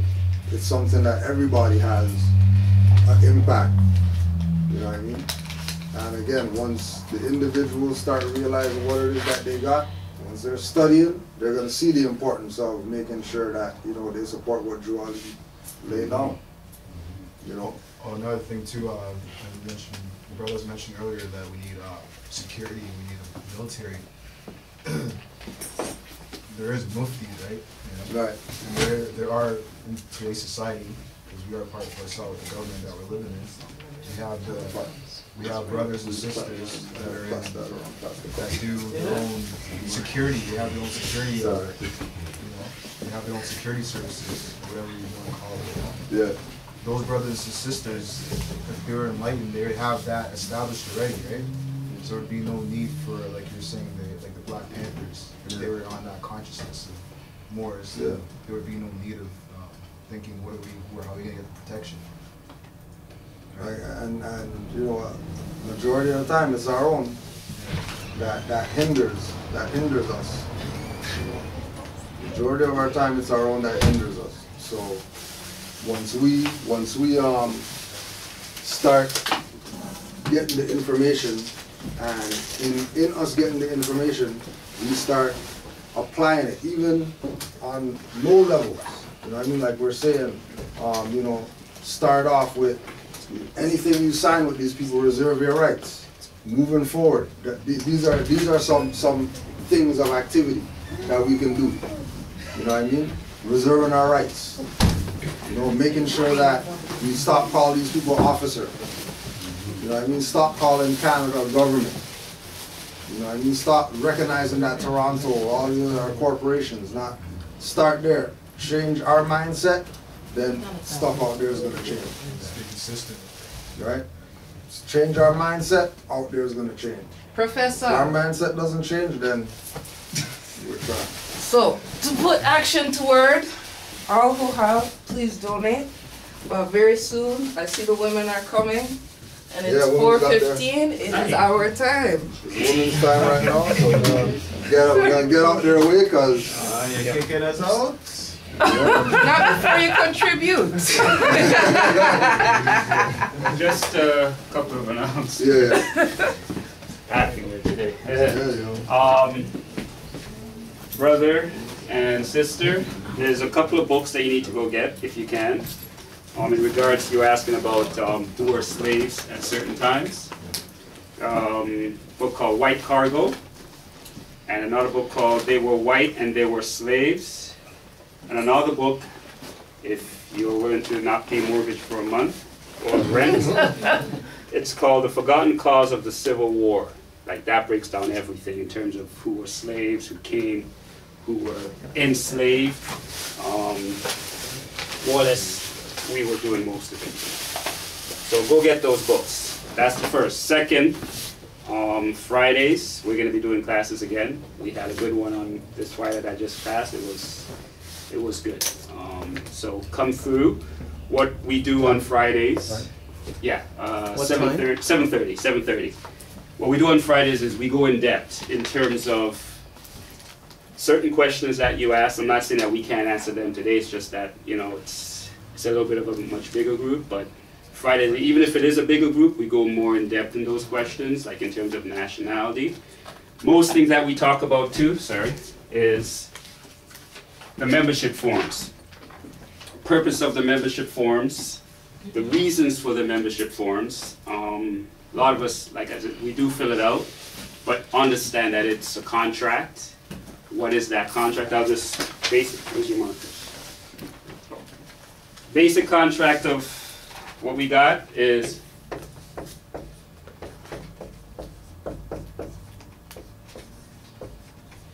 peace, freedom, and justice.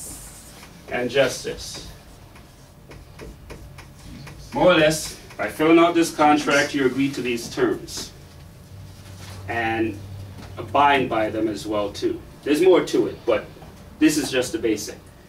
So we discuss these things. Other things we discuss is in regards to proclamations, declarations. A lot of us need to put them out. We have to understand how to put them out, where to send them out to, who to send them out to, what to put on those paperwork and whatnot. And we'll discuss all of that on Fridays as well. What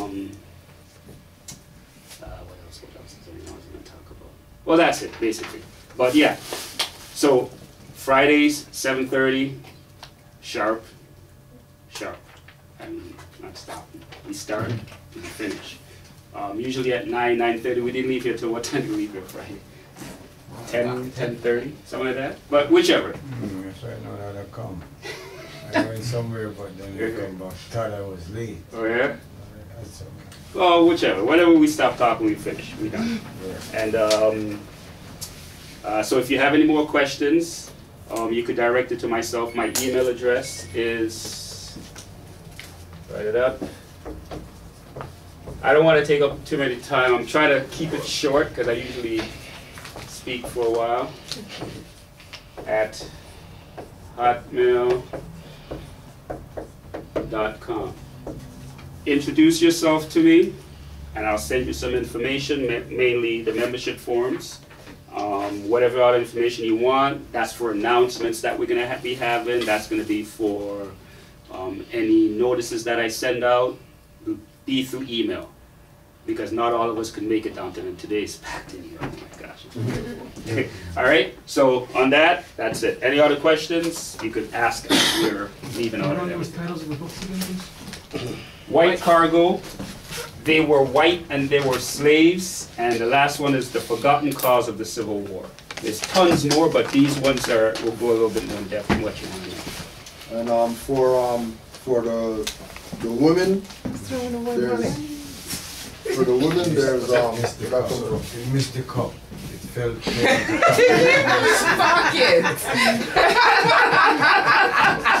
Oh, let me just quickly also, in regards to what you all see in here, especially for the new people here, we have t-shirts, we have books, we have some products in terms of creams, lotions.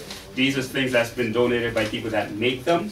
So it's been given to us for y'all as well in terms of the companies. Now, question to you in regards to, well, the question that you had for us is that we have a business league where there's Moors that has businesses, and get in contact with them. Just get to my email. I'll give you those numbers and names. Whereas whatever businesses we have, we deal with each other. And that's the only way we're gonna get this moving. And your question is very valid, is that like, how do we deal with each other? If a lot of us in here have businesses, a lot of us know how to do things. But the thing is, we don't push it out there to each other. And we don't. And we have to be honest with that. You know what I'm saying? So get in contact with me. I'll give you those names and numbers. And there's some of them in this room as well right now. So you know who you are, introduce yourselves. All right? And the females, the women, the mothers, they have their POW group, which is, you know, it's for right now, closed door, women only. They deal with their stuff because they have their own stuff that they need to deal with. That's every... We're having one today, right after this. Yeah. And we're sort of meeting every 3 weeks, but we decide each time when we're going to meet. And any of the women who would like to stay are quite welcome to stay. If you can't stay today but you're interested, give us your email. Yeah. We'll add you to the list. All right.